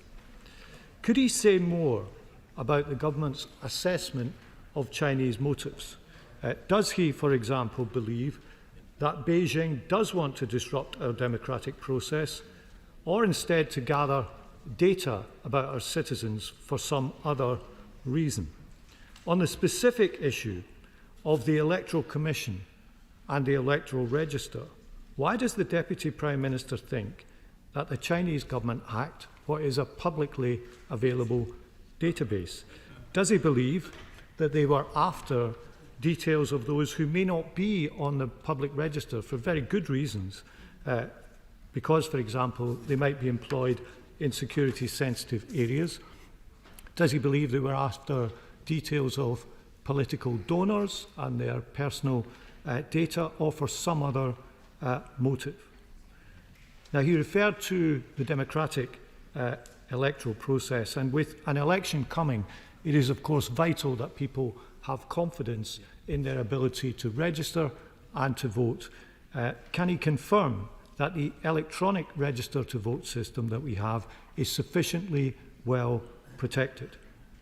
In terms of attacks on parliamentary accounts, the Secretary of State said that the attacks were unsuccessful, but does he believe that China now wants to engage in the kind of hack and leak activity that we have in recent years associated with Russia in order to compromise either individual politicians or the wider democratic process? On the issue of sanctions, only last week the Minister of State was reluctant to respond to the claim that the Foreign Office had indefinitely paused targeted sanctions against Chinese officials late last year. Can the Deputy Prime Minister explain what has changed just in the past week? Now, Mr. Speaker, we are very grateful for the work of the Intelligence and Security Committee and the report they issued on China last year, which covered much of the same ground as the Deputy Prime Minister has covered in his statement today. Paragraph 98 of that report, when discussing individual politicians, said the following, and I quote, "Targets are not limited to serving politicians either. They can include former political figures if they are sufficiently high profile. For example, it is possible that David Cameron's role as Vice President of a £1 billion China-UK investment fund was in some part engineered by the Chinese state to lend credibility to Chinese investment." Close quote. What has the government done to look into this allegation from the Intelligence and Security Committee? How can ministers ensure that those leaving politics are not targeted in the way that the committee discussed? And in that spirit, Mr. Speaker, I've read reports that the Conservative backbench 1922 committee is to be briefed on these matters later today. Given the importance of national and democratic security to all the parties in this House, is the Deputy Prime Minister intending to arrange a briefing for the Leader of the Opposition, the Intelligence and Security Committee, or indeed the other political parties represented in this House? Experts in this field have warned of China's voracious appetite for data and the potential uses of this as computing power improves, for example, as quantum computing develops. Now, the UK's record on data security is patchy, to put it mildly. What is the government doing to protect complex and valuable data sets from being stolen now, possibly in order to be manipulated later by more powerful computers that are controlled by authoritarian adversaries? And finally, Mr. Speaker, on the broader issue, does the fact that the Deputy Prime Minister chose to make this statement today signal a fundamental reassessment of the overall threat? He referred to the United States and our allies. On the 12th of February, the United States administration warned Congress that the cyber threat from China was changing. Previously, a threat that largely involved spying and influencing now looked like it was getting ready to disrupt critical American infrastructure, aviation, energy, healthcare, and other sectors. Is it now the UK's government view that we should change our assessment of the threat in a similar way? If so, this is of the utmost importance, and we would need to know what corresponding improvements the government would make to the preparedness of our critical infrastructure. Because if the threat really has changed, then so too should our response. Well, I thank the honourable gentleman for his questions. I'll seek to address as many of them as I can. When it comes to Chinese motivations, ultimately it's a matter for the Chinese to be able to justify their motivations. I think the points he made are both apposite. First of all, I think that the Chinese look at successful democratic countries like the United Kingdom, or indeed Japan and the Republic of Korea, where I was last week, and they want to seek to undermine successful democratic countries. So it's no surprise that they should seek to interfere in electoral processes, just as you have seen conduct from Russia that aligns with that. And indeed, the successful democratic elections we're having around the world right now stand in contrast with the sham elections that we saw in Russia last weekend. On the point about the public record of the Electoral Commission, I think that is the essence of what's happened here. These attacks and these attempts were ultimately pretty unsuccessful. And I would like to reassure the honourable gentleman and members of this House that there was no infiltration of the closed register of the Electoral Commission, so the concerns he raised have not arisen. In terms of further strengthening the electoral register, that's precisely the work that the National Cybersecurity Centre does in coordination with GCHQ, working with government agencies, including the Electoral Commission. He's right to raise the risk of hack and leak. It's certainly something that we saw in previous elections. I remain concerned about hack and leak. I also remain very concerned about artificial intelligence being used to disrupt elections, particularly in relation to deep fakes, hence the work that I undertook at the conference last week and the progress we're making with this accord in relation to artificial intelligence use by malign states. In relation to targeted sanctions, it's not the case that the FCDO paused targeted sanctions. In relation to the conduct of the former the current Foreign Secretary who sits in the other place, all appointments are. I'm not sacking the Foreign Secretary from the dispatch box. They are subject to the usual propriety and ethic processes for any appointments to government. In relation to the 1922 committee, the Lord Cameron is addressing the 1922 committee in his capacity as Foreign Secretary in the usual way, addressing a wide range of issues. It's not a specific briefing on this, but if leaders of the principal opposition parties wish to have further briefing on this, of course, I'm very happy to facilitate that in the way that they will know I have done in relation to other national security related issues. In relation to the risks from hostile states hoovering up currently quantum encrypted information, which could then be decoded subsequently with advances in quantum computing, we are highly alert to this, and we do extensive work with the National Cybersecurity Centre and with the Ministerial Cyber Board on critical national infrastructure to make sure we guard ourselves against exactly that risk. In terms of our relationship with China more broadly, I think members of this House should take this moment very seriously. It is a grave moment, and we will not, and it is against the backdrop of an escalating threat from China, and we will take proportionate action in response to that escalating threat. Sir Ian Duncan Smith. Mr. Speaker, tomorrow is 3 years since the parliamentarians were sanctioned, and your defence, Mr. Speaker, of us has been remarkable. But what I will say is that whilst I welcome these two sanctions from the government, it is a little bit, this statement, like an elephant giving birth to a mouse. The reality is that in those 3 years, the Chinese have trashed the Sino-British agreement. They have been committing murder and slave labour and genocide in Xinjiang. We have had churches broken, and in Hong Kong, false court cases against Jimmy Lai. So my question really is to my right honourable friend, why two? America has sanctioned over 40 people in Hong Kong. We have sanctioned none, and 3 lowly officials only in Xinjiang. Surely this means that the integrated review should now be changed. They are not an epoch-defining challenge, strange as that may be, but they are surely a threat, and can they now correct that so that we all know where we are with China?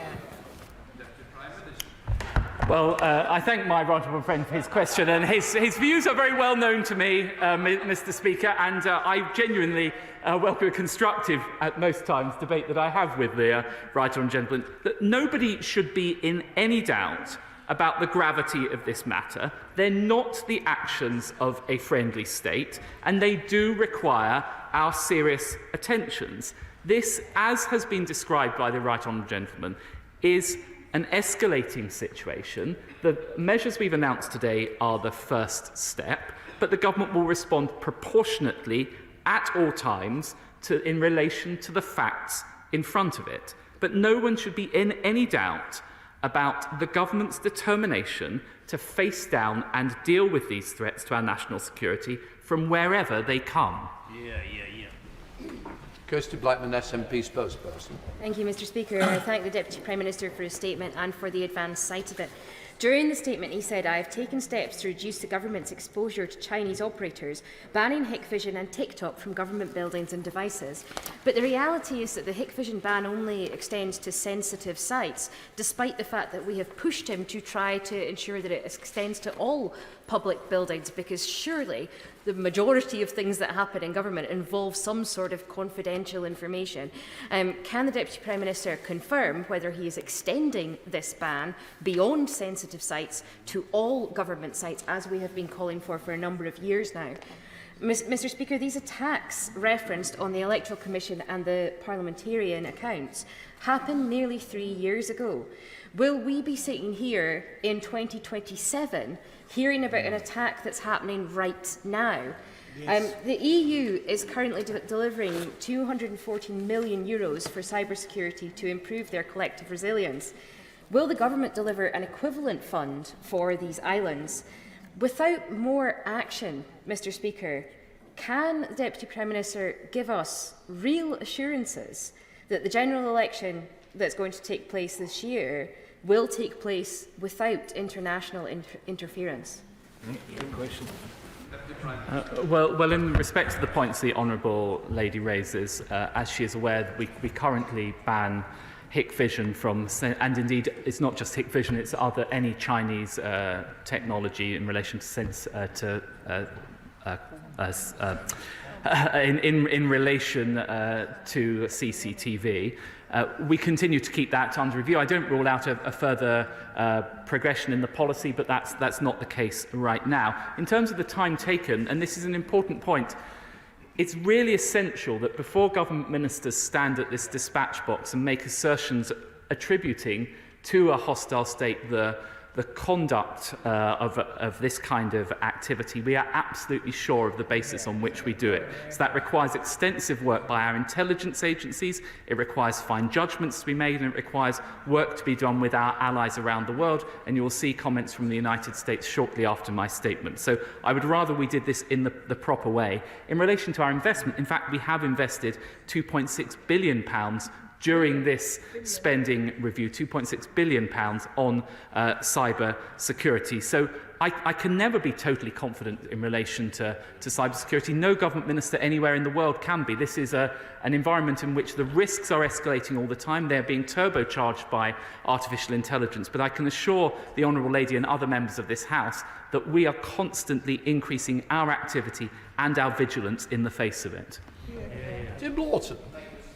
My right honourable friend for Chingford, I too am rather underwhelmed by this statement. In the 3 years since we've been sanctioned, we have been, the 7 parliamentarians, subject to intimidation, impersonation, hacking, as well as the families of exiles from China who we have associated with us. Today, the Minister has described hostile actors, malign acts towards the integrity of our electoral system and parliamentary democracy, foreign interference, and sanctioned 2 individuals and 1 entity, which is a company which employs 50 people with a turnover of £208,000. So does the Minister think that this is proportionate? And specifically, can the Minister confirm that the government will be putting the whole of the Chinese Communist government in the enhanced tier of the Foreign Influence Registration Scheme? Well, in relation to the enhanced tier of the Foreign Interference Registration Scheme, the Honourable Gentleman may be aware that we are currently in the process of collective government agreement in relation to it. Clearly, the the conduct I have described today will have a very strong bearing on the decision that we make in respect of it. In relation to the sanctions, it is worth noting this is the first time that the government has imposed sanctions in respect of cyber activity. I do believe these are proportionate and targeted, but they also sit in the context of actions that we've been taking with our international allies. They are a first step, and as the situation evolves, we remain totally open to taking further steps. It's clear the path we're going on with this. My first reaction, Mr. Speaker, is that's it. Yeah. Because the spin clearly didn't match this statement. The Deputy Prime Minister says that there's an issue around nuclear and higher education. Well, the reason for that is because the government encouraged China to actually invest in nuclear and cut the budgets of our universities, so they're reliant on Chinese students. Yeah. He also ducked the question asked by my right one from the front bench about Lord Cameron. Yeah. Will he now publish all the money and interactions he had with the Chinese entities when he was out of government? And he actually says he's committed to the security services. Can I ask him then why, that in the budget on the 6th of March, the security budget was cut by £600 million next year? That is not a sign of a government that's taken this issue very seriously. Yeah. Well, the Foreign Secretary has provided a full declaration of all of his interests. I will take with a pinch of salt from the benches opposite lectures on action in relation to security threats. It was this government that introduced the National Security Investment Act in 2021. It was this government that passed the Higher Education Freedom of Speech Act in 2023. It's this government that has passed the National Security Act in 2023, none of which we saw from the party opposite during their years in office. Mr. Speaker, we've seen reports of espionage on UK campus, aggression on UK soil, massive cyber attacks and hostile corporate takeovers. It's abundantly clear that China is a hostile state and poses an unprecedented threat to our national security. As Home Secretary, I oversaw the enactment of the National Security Act, which built the Foreign Influence Registration Scheme designed specifically to deal with these threats so that our authorities have the right powers to tackle them. Isn't there a compelling case for China to be listed on that register? Yep. And if not now, then when? And by the way, I pay tribute to the Right Honourable lady for the work that she did, and she and I worked closely together on many of those things. There is a strong case for it. The Right Honourable lady will be aware of the process that we go through in determining that. It has to be agreed through a collective government agreement. On this point about the hostile state, though, I do disagree with the Right Honourable lady. It is not the case that any Five Eyes nation has designated China explicitly a hostile state. The language I have used in relation to China reflects the complex situation of the state of China, but I want colleagues to be in no doubt about the direction that government policy is taking, how gravely we take this, and the overall escalation of our stance on this.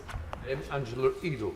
Thank you very much, Mr. Speaker. I too am quite surprised at the difference between what was briefed and some of the information that the Deputy Prime Minister has given us today and the action and the sum of the action. He said that the government had taken rapid and robust action when he was talking about things that happened 3 and 4 years ago, and the sanctioning of 2 individuals in a minor company doesn't seem to be the definition of robust to me.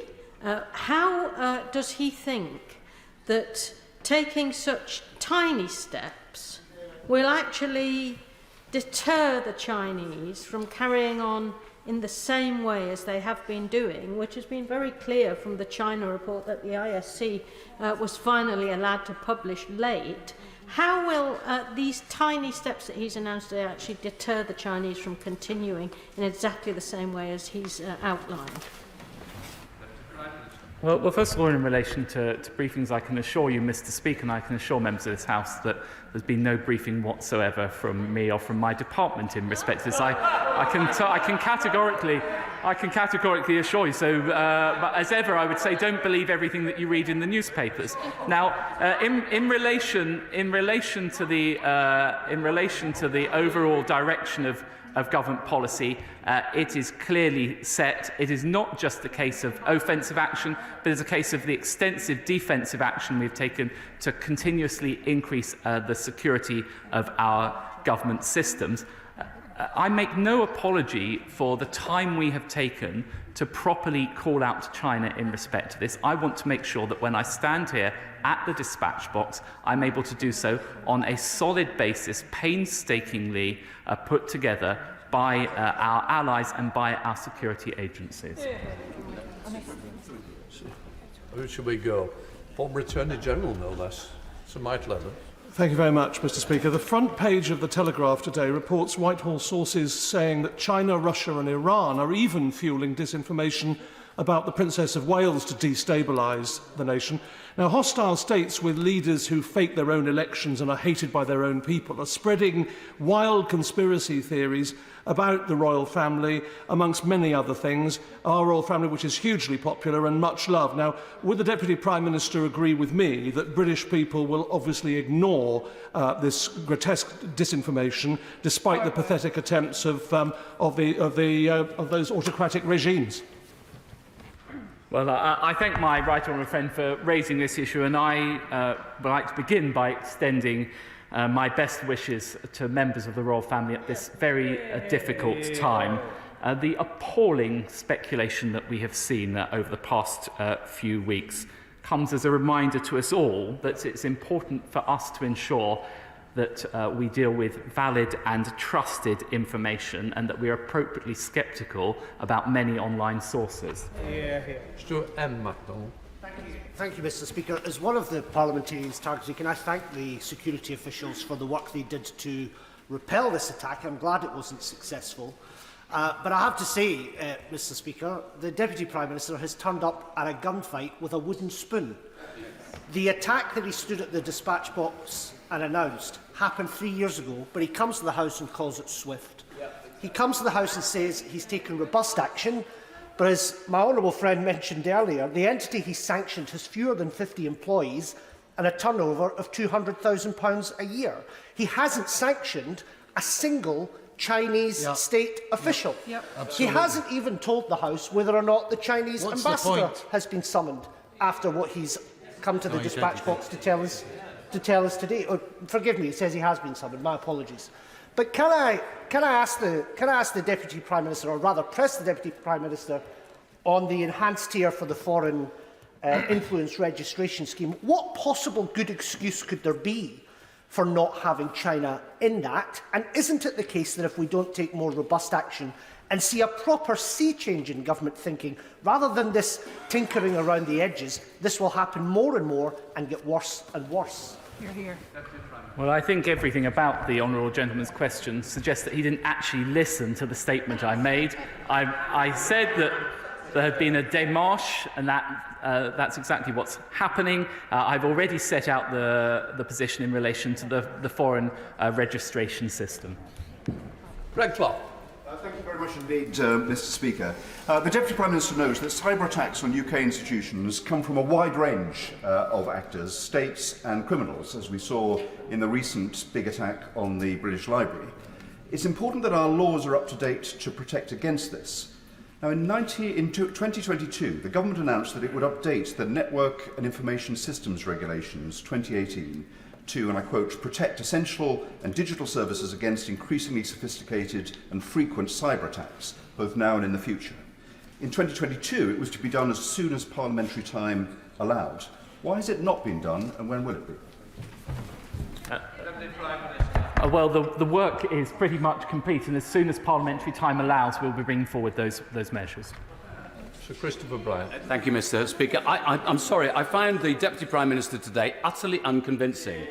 The idea that SWIFT means taking 3 years to publish something which has already been published by a committee of this House is utterly preposterous. It means that if there were an attempt this year, we would hear about it long after the general election and possibly after another general election after that. The truth is, if he actually thinks that this is the sum total of all the Chinese state's attempts to disrupt the British democratic system, he's willfully blind and is therefore dangerous. There are two things, that the government could do immediately to enhance confidence in this area. First of all, is bring forward the motion to allow the Foreign Secretary to answer questions in this House from members of the House of Commons, and secondly, publish the full, unexpurgated Russia report. Well, I'm sorry that you're not happy with the right honourable gentleman sitting to my right-hand side. I think he does an excellent job of answering questions to this House. In relation to the time that it is taken, there is a difference between acknowledging, as the Electoral Commission did, the fact that the attack had taken place, and the process of attribution, which takes a longer period of time for the reasons that I've set out repeatedly from this dispatch box. So, Alex Shelburne. Mr. Speaker, I'm proud to have the British Library in my constituency at Boston Spa and Thorpe Arch, and I will be meeting with them in a week's time to talk about the cyber attack. And that's just one aspect which has happened very recently.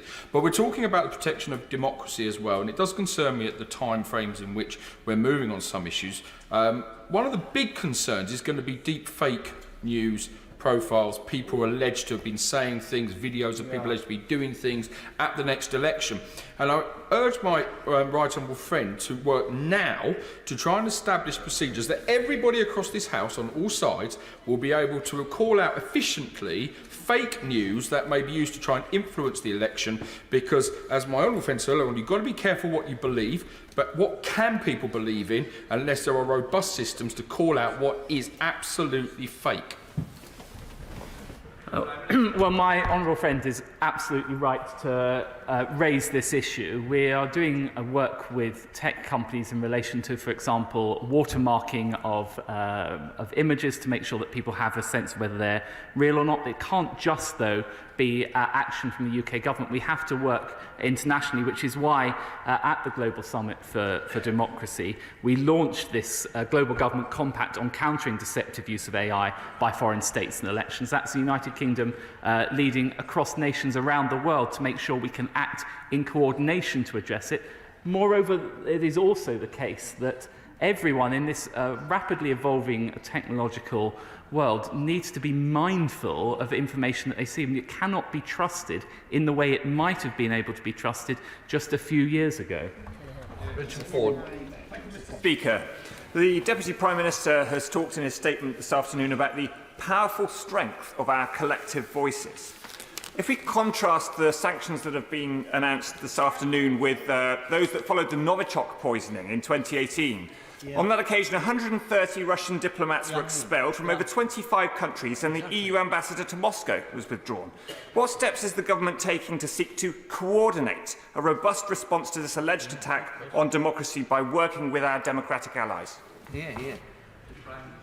Well, that's exactly what we're doing. I raised it with opposite numbers in both Japan and Korea when I was there. I've raised it with the United States. The United States, will, with whom we have been coordinating exceptionally closely, will be shortly, if not currently, making a statement in relation to their actions. This is precisely why we've proceeded in this way, to make sure that we don't just act alone, we act with like-minded states. I would say not just, what's interesting, it's not just in relation to Five Eyes, it's in relation to European partners and international partners, particularly in the Asia-Pacific. It requires this kind of coordinated action, and this is at a time when our democratic institutions, not just here but around the world, are under increased threat. So it's important that those democratic nations work together in concert, and that's exactly what we're doing. Mark Plitchard. Can I join the Deputy Prime Minister in paying tribute to all those that do so much in the UK intelligence community? Would you join me in reassuring the shadow front bench that the Lord Cameron in another place actually oversees GCHQ right now and SIS, and is probably in a good place to know what's going on. There's been reference to the China report published. I was one of the co-authors of one or two others in this chamber in July 2023. And in that report, on page 198, it talked about the UK security services facing, quote, a formidable challenge, end quote. Can I welcome the fact that the government has played catch-up? That was another criticism, that the government was playing catch-up. It has caught up to a certain extent, and particularly welcome, over the last 3 years, £2.6 billion going to cyber protection for our critical national infrastructure. Let's just say we're going to finish, because the fairness to the Deputy Prime Minister, he wants to finish early because of other things that are happening around the world. If he's happy to continue, I'm happy to keep. In which case, let's carry on. Come on forward. Forgive me, I think I'm sure I will regret saying that, Mr. Speaker, but I think my honourable friend is absolutely right to pay tribute to our intelligence agencies, and I see it firsthand, day in, day out. We are one of a very small number of countries around the world that actually have intelligence agencies of this standard. It enables us all to be more secure. Ben Bradshaw. Thank you, Mr. Speaker. I welcome the tone of vigilance. A stark contrast to the nonchalance shown by the Johnson government over Russian interference earlier in our elections and the Brexit referendum. But why should we believe the government's honest intentions when they still haven't implemented all the recommendations of the Russia report? Well, I think the right honourable gentleman would have seen from the conduct of the government, for example, just a few months ago, the further sanctions that we imposed on Russia. We have not hesitated in taking robust action in relation to Russia, just as we will continue to do in relation to any threats from China. Richard Drax. Speaker, bearing in mind all that my right honourable friend has said, he may be concerned to hear what we've heard in the Defence Committee, and that is that English MOD companies are having a nightmare to employ those with AI speciality skills from university because they're all Chinese. Is my right honourable friend aware of this, and what's he going to do to counter this potential threat to our security? Well, clearly anyone employed by a relevant defence company or in UK government will be subject to advanced vetting that would likely preclude a number of the individuals that he's described. The main thing we've got to do is increase our skills in this country, which is why we're investing in science, technology, engineering and maths. I would say, though, we are very, very fortunate, and wherever I go in the world, people look with envy on the fact that we have 3 or 4 of the top 10 universities in the world in the United Kingdom. That is a base upon which both our intelligence agencies and industry can draw. Blackford. Thank you, Mr. Speaker. We really must ask the question that these are cyber attacks that occurred in 2021 and 2022.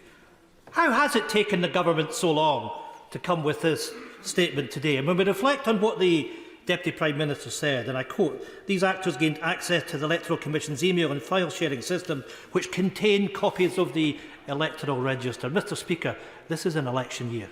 It should put fear into the hearts of all of us that the Chinese, at a time like this, have got access to the UK electoral register, when we're already worried about bad actors, about cyber attacks taking place, about the use of AI. And when the government, the Deputy Prime Minister talks about taking robust action, good grief, 2 individuals being sanctioned. Reference has been made to what happened after Novichok, and we swiftly took action to expel diplomats from this country and around the world. I hope that when the Chinese ambassador meets with the Deputy Prime Minister, he will be told that diplomats will be getting expelled. And will the Deputy Prime Minister come back to this House tomorrow and tell us about the robust action that he should be taking? You shouting with robustness. Well, I think I will answer my question in a slightly less aggressive way than the question was put, but I'll make my point in my own way. First of all, in relation to the Electoral Commission, as the Electoral Commission said in its statement, the data contained in the electoral registers is limited, and much of it is already in the public domain. The Electoral Commission had already declared the fact of the attack. What is different today is we are contrary indeed to some of the speculation at the time, we are announcing that it was in relation to Chinese related actors. That's what's changed. In relation to our overall approach, I've set out a direction. These are grave threats that we take seriously. We are taking proportionate action now, and we will continue to take steps as required. Sir Desmond Swain. A successful deterrent requires, first, the capability, and second, the will to retaliate. Have we got either?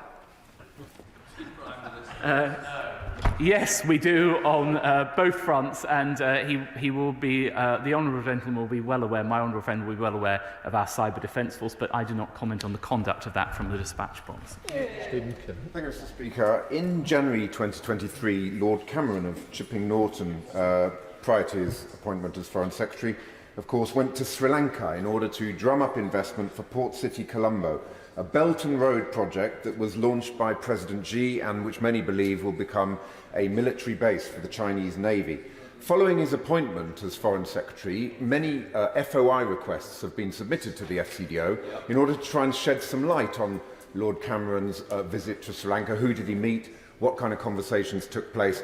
To date, not a single one of those FOI requests has been complied with by the FCDO.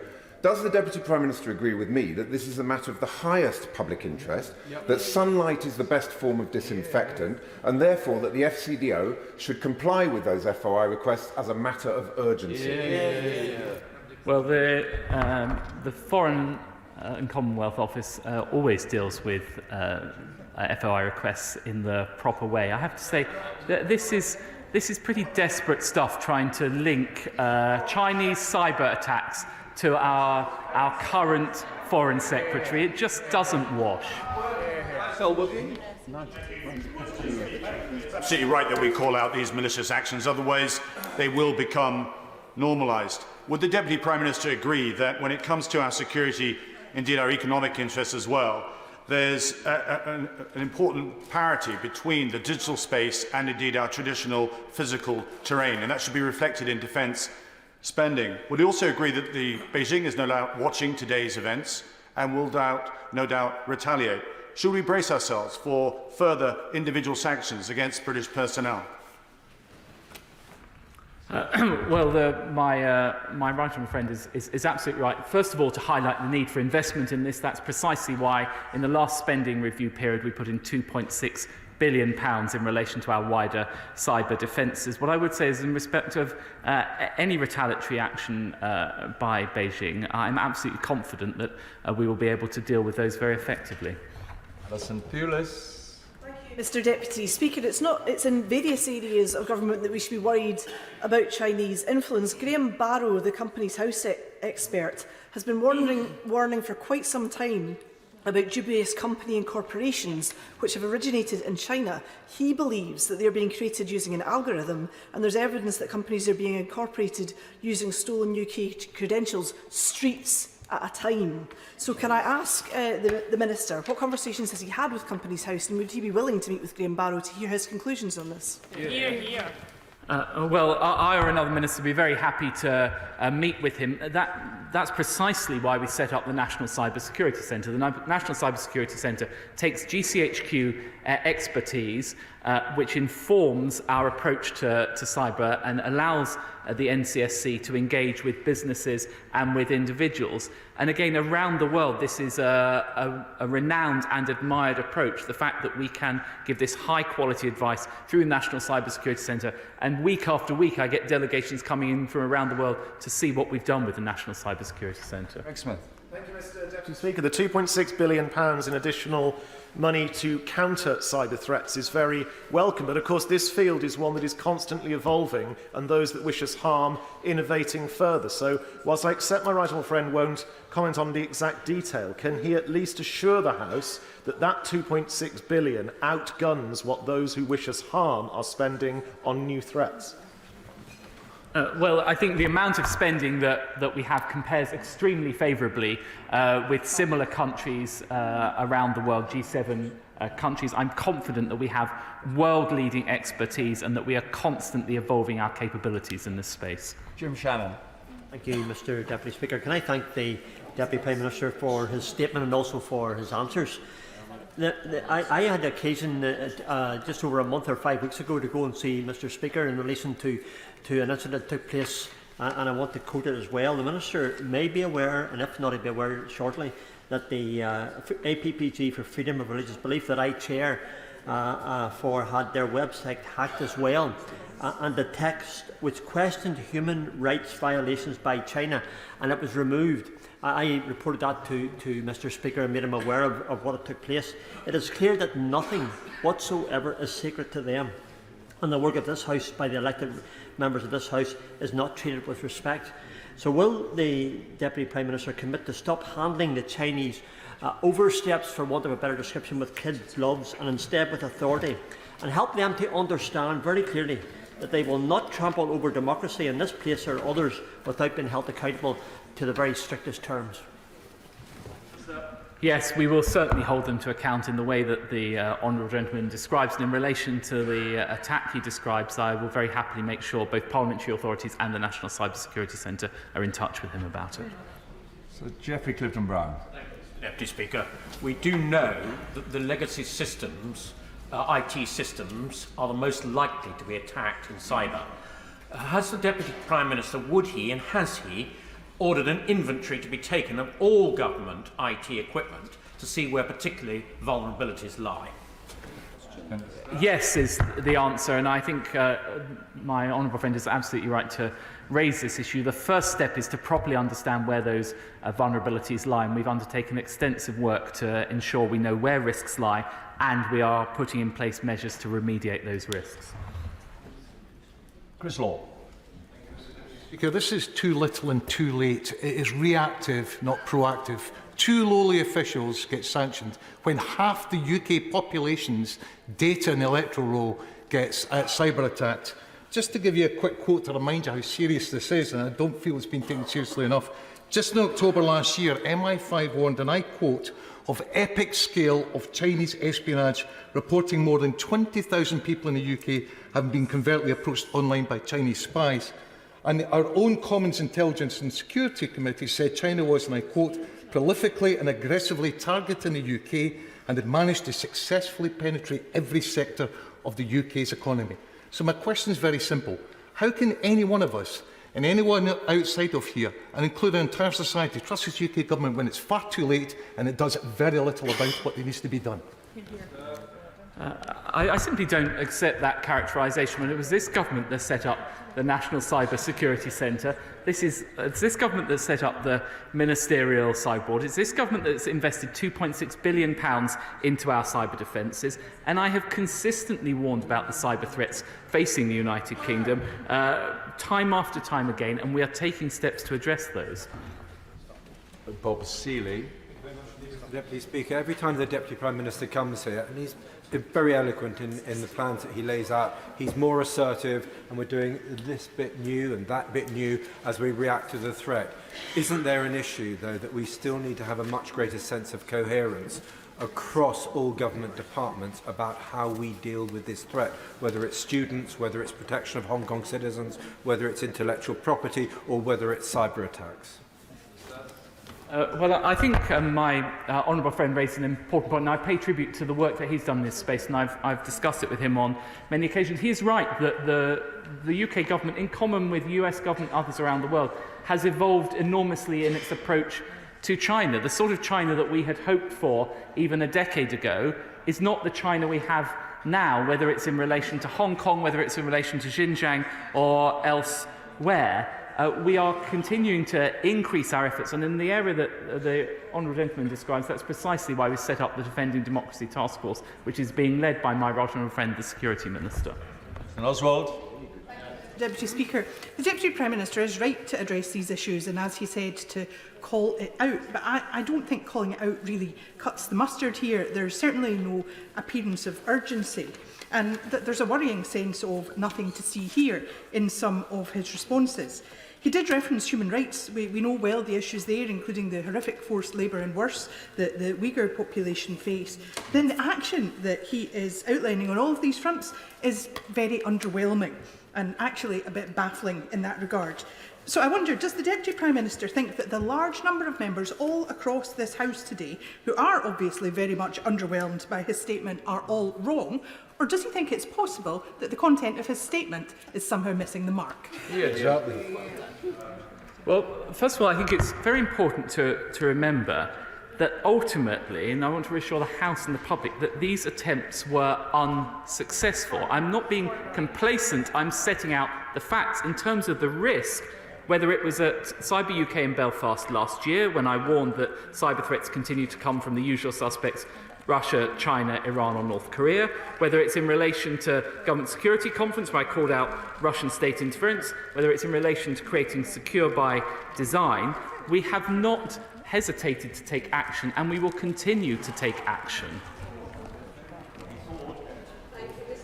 Speaker, democracy is not perfect, but the right to choose the people who make the laws that govern us is a really precious right, and it is really scary to hear that a foreign power might be trying to intervene on this. Mr Deputy Speaker, as one of the few women who's spoken in this statement, I want to remind you again how concerned I am about the threats and harassment that women get when standing for Parliament, especially as we get closer to election. As well as cybersecurity, I am very concerned about physical security. 2.5 years ago, my Essex neighbour was murdered at his constituency surgery. Last Friday, at my constituency surgery, the security operatives recommended by this Parliament failed to show up for the second time this year. So I am very grateful to the Deputy Prime Minister for recently putting extra money into security for both parliamentarians and candidates. But can you look again at the workings of this House and how our security is governed? Because that funding is not getting to those of us on the front line. Well, I think my right-hand friend raises a concerning allegation, which I will take up from the government side, working with House authorities. As she will be aware, we do take this threat exceptionally seriously, which is why we agreed an unprecedented increase in protective security for members of this House and other elected representatives. This is something we should all take very seriously, not least in the light of the two appalling murders of parliamentarians that I've seen in my time in this House. Jim Farron. Thank you, Mr Deputy Speaker. When it comes to matters of national security like this, my temptation clearly is surely to work cross-party and to have a unified face on this. All the same, doesn't the Deputy Prime Minister understand that the relative weakness of the response to this terrible series of attacks, when combined then with his evasiveness over questions around the financial interests of the Foreign Secretary, are bound to increase people's concerns? It is understood that Lord Cameron still has close links to the Chinese state with numerous business ventures, and we also know, for example, that it was reported last week that the government has secretly softened its policy against Chinese businesses implicated in human rights abuses. So will he strengthen his response and demonstrate by his actions and by transparency that this soft peddling is nothing suspicious? Well, the honourable gentleman stands up and says we should have a cross-party approach, then immediately seeks on political grounds to denigrate the Foreign Secretary and turn this into a party political matter. I'm afraid he has to choose one approach or the other. Mr Speaker, when we think ahead to the election, one of the points that's been raised today is about artificial intelligence and the threat to democracy. We often talk about the concept of deep fake news. It used to be fake news, but it's not just about deep fakes. There's the risk of rumour bombs happening to get people to not go to the polls on the day. It's about voice clones, where people may be phoned up to be told that they're pretending to be their daughter or their family member, saying don't go and vote today. There are many risks that we may not even be aware of, and the data that we're talking about today may be used in conjunction with data from Facebook and from other places to pretend that they are something that they are not. So can I ask, along with the work that's going on within government and with tech companies, can we also look at an education campaign to let the public know that there are better ways to be aware of the risks that they may be under during the election? Thank you. I think my honourable friend makes a really important point, because there will always be limitations at a time with rapidly evolving technology, particularly artificial intelligence, the ability of agencies or the companies themselves to be able to call this stuff out. There needs to be greater awareness from the public about the risks and the fact that they should treat these kind of images with a much higher degree of scepticism than they did previously, and it's something I will be taking up with my colleague, the Education Secretary. Moynihan. Thank you, Mr Deputy Speaker. Professor Jim Saker, who is the President of the Institute of Motor Industry, has warned about the threat that Chinese manufactured electric vehicles could pose, giving access to big data and personal information. He has gone on to say that Chinese connected EVs flooding the country could be the most effective Trojan horse that the Chinese establishment has to impact the UK. Can I ask the Deputy Prime Minister what consideration he has given to the threat posed by Chinese manufactured EVs? Well, I think the Honourable Lady raises a very important point. Clearly, any new technology or cars put on the UK market will have to meet with our safety standards, and it will include an assessment of those sort of threats. So what I would say is that we also work in conjunction with the National Security and Investment Act, under which I can make decisions to block or impose conditions on any investments or transactions from whichever state they come from, companies in whichever country they come from. So again, that's another tool in our weaponry which we didn't have previously. Jones. Thank you, Mr Deputy Speaker. My right honourable friend will no doubt be aware that the Electoral Commission failed an NCSC Cyber Essentials audit around the time that these breaches occurred. Among the failings identified were staff laptops and smartphones running outdated systems, and including Windows 10 Enterprise, which at the relevant time was no longer receiving security updates. Does my right honourable friend not agree that these failings look awfully like extraordinary negligence on the part of the Electoral Commission? And how satisfied is he that they have done everything necessary to regularise their procedures? Well, I think the right honourable gentleman is right to highlight that, and it's precisely because of those concerns that we've ensured the Electoral Commission is working very closely with the National Cyber Security Centre to achieve a significant step up in their capabilities and their cyber resilience. It was essential that that work was undertaken, and it has been undertaken. Alexander Stafford.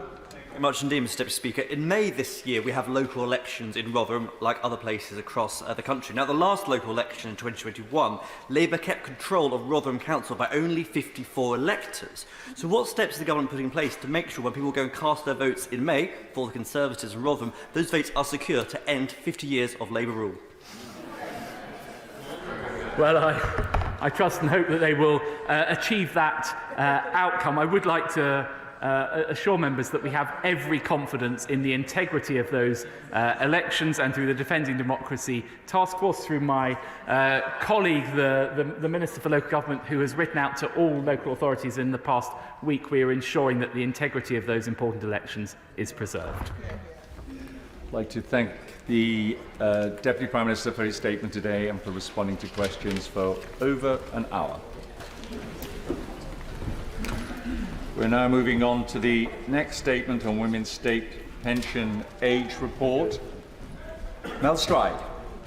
Thank you, Mr Deputy Speaker. And Mr Deputy Speaker, with your permission, I would like to make a statement to provide an interim update on the Parliamentary and Health Service Ombudsman's investigation in the way changes to the state pension age were communicated to women born in the 1950s. I am grateful to the Ombudsman for conducting this investigation. I recognise the strength of feeling there is on this issue, and it is important to set out the wider context and our initial understanding of the report itself. The fact it has taken over 5 years for the Ombudsman to produce the final report reflects the complexity of this matter. The period the investigation considers spans around 30 years, dating back to the decision Parliament took in 1995 to equalise the state pension age for men and women gradually from 2010. Since then, Mr Deputy Speaker, changes have been made through a series of Acts of Parliament by successive governments, which resulted in the state pension age rising to 65 for women by November 2018 and then to 66 by October 2020. The announcement in 1993 to equalise the state pension age addressed a long-standing inequality between men and women. These changes were about maintaining the right balance between the sustainability of the state pension, fairness between generations, and ensuring a dignified retirement in later life. Women retiring today, Mr. Deputy Speaker, can still expect to receive the state pension for over 21 years on average, over 2 years longer than for men. Had the government not equalised the state pension age, women would have been retiring today at 60, and they could have spent, on average, over 40% of their adult lives in receipt of state pension. This would have been unfair, as by the 1990s, life expectancy had significantly increased compared to 1948, when state pension age for women was set at 60.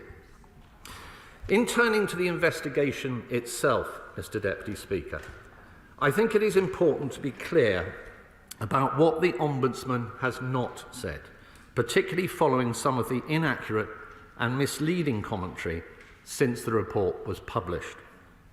The Ombudsman has not looked at the decision to equalise the state pension age, but rather at how that decision was communicated by DWP.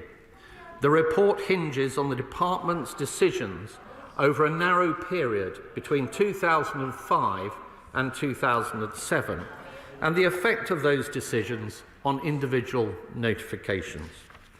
The Ombudsman has not found that women have directly lost out financially as a result of DWP's actions, with the report stating, and I quote, "We do not find that it," meaning DWP's communication, "resulted in them," referring to the complainants, "suffering direct financial loss."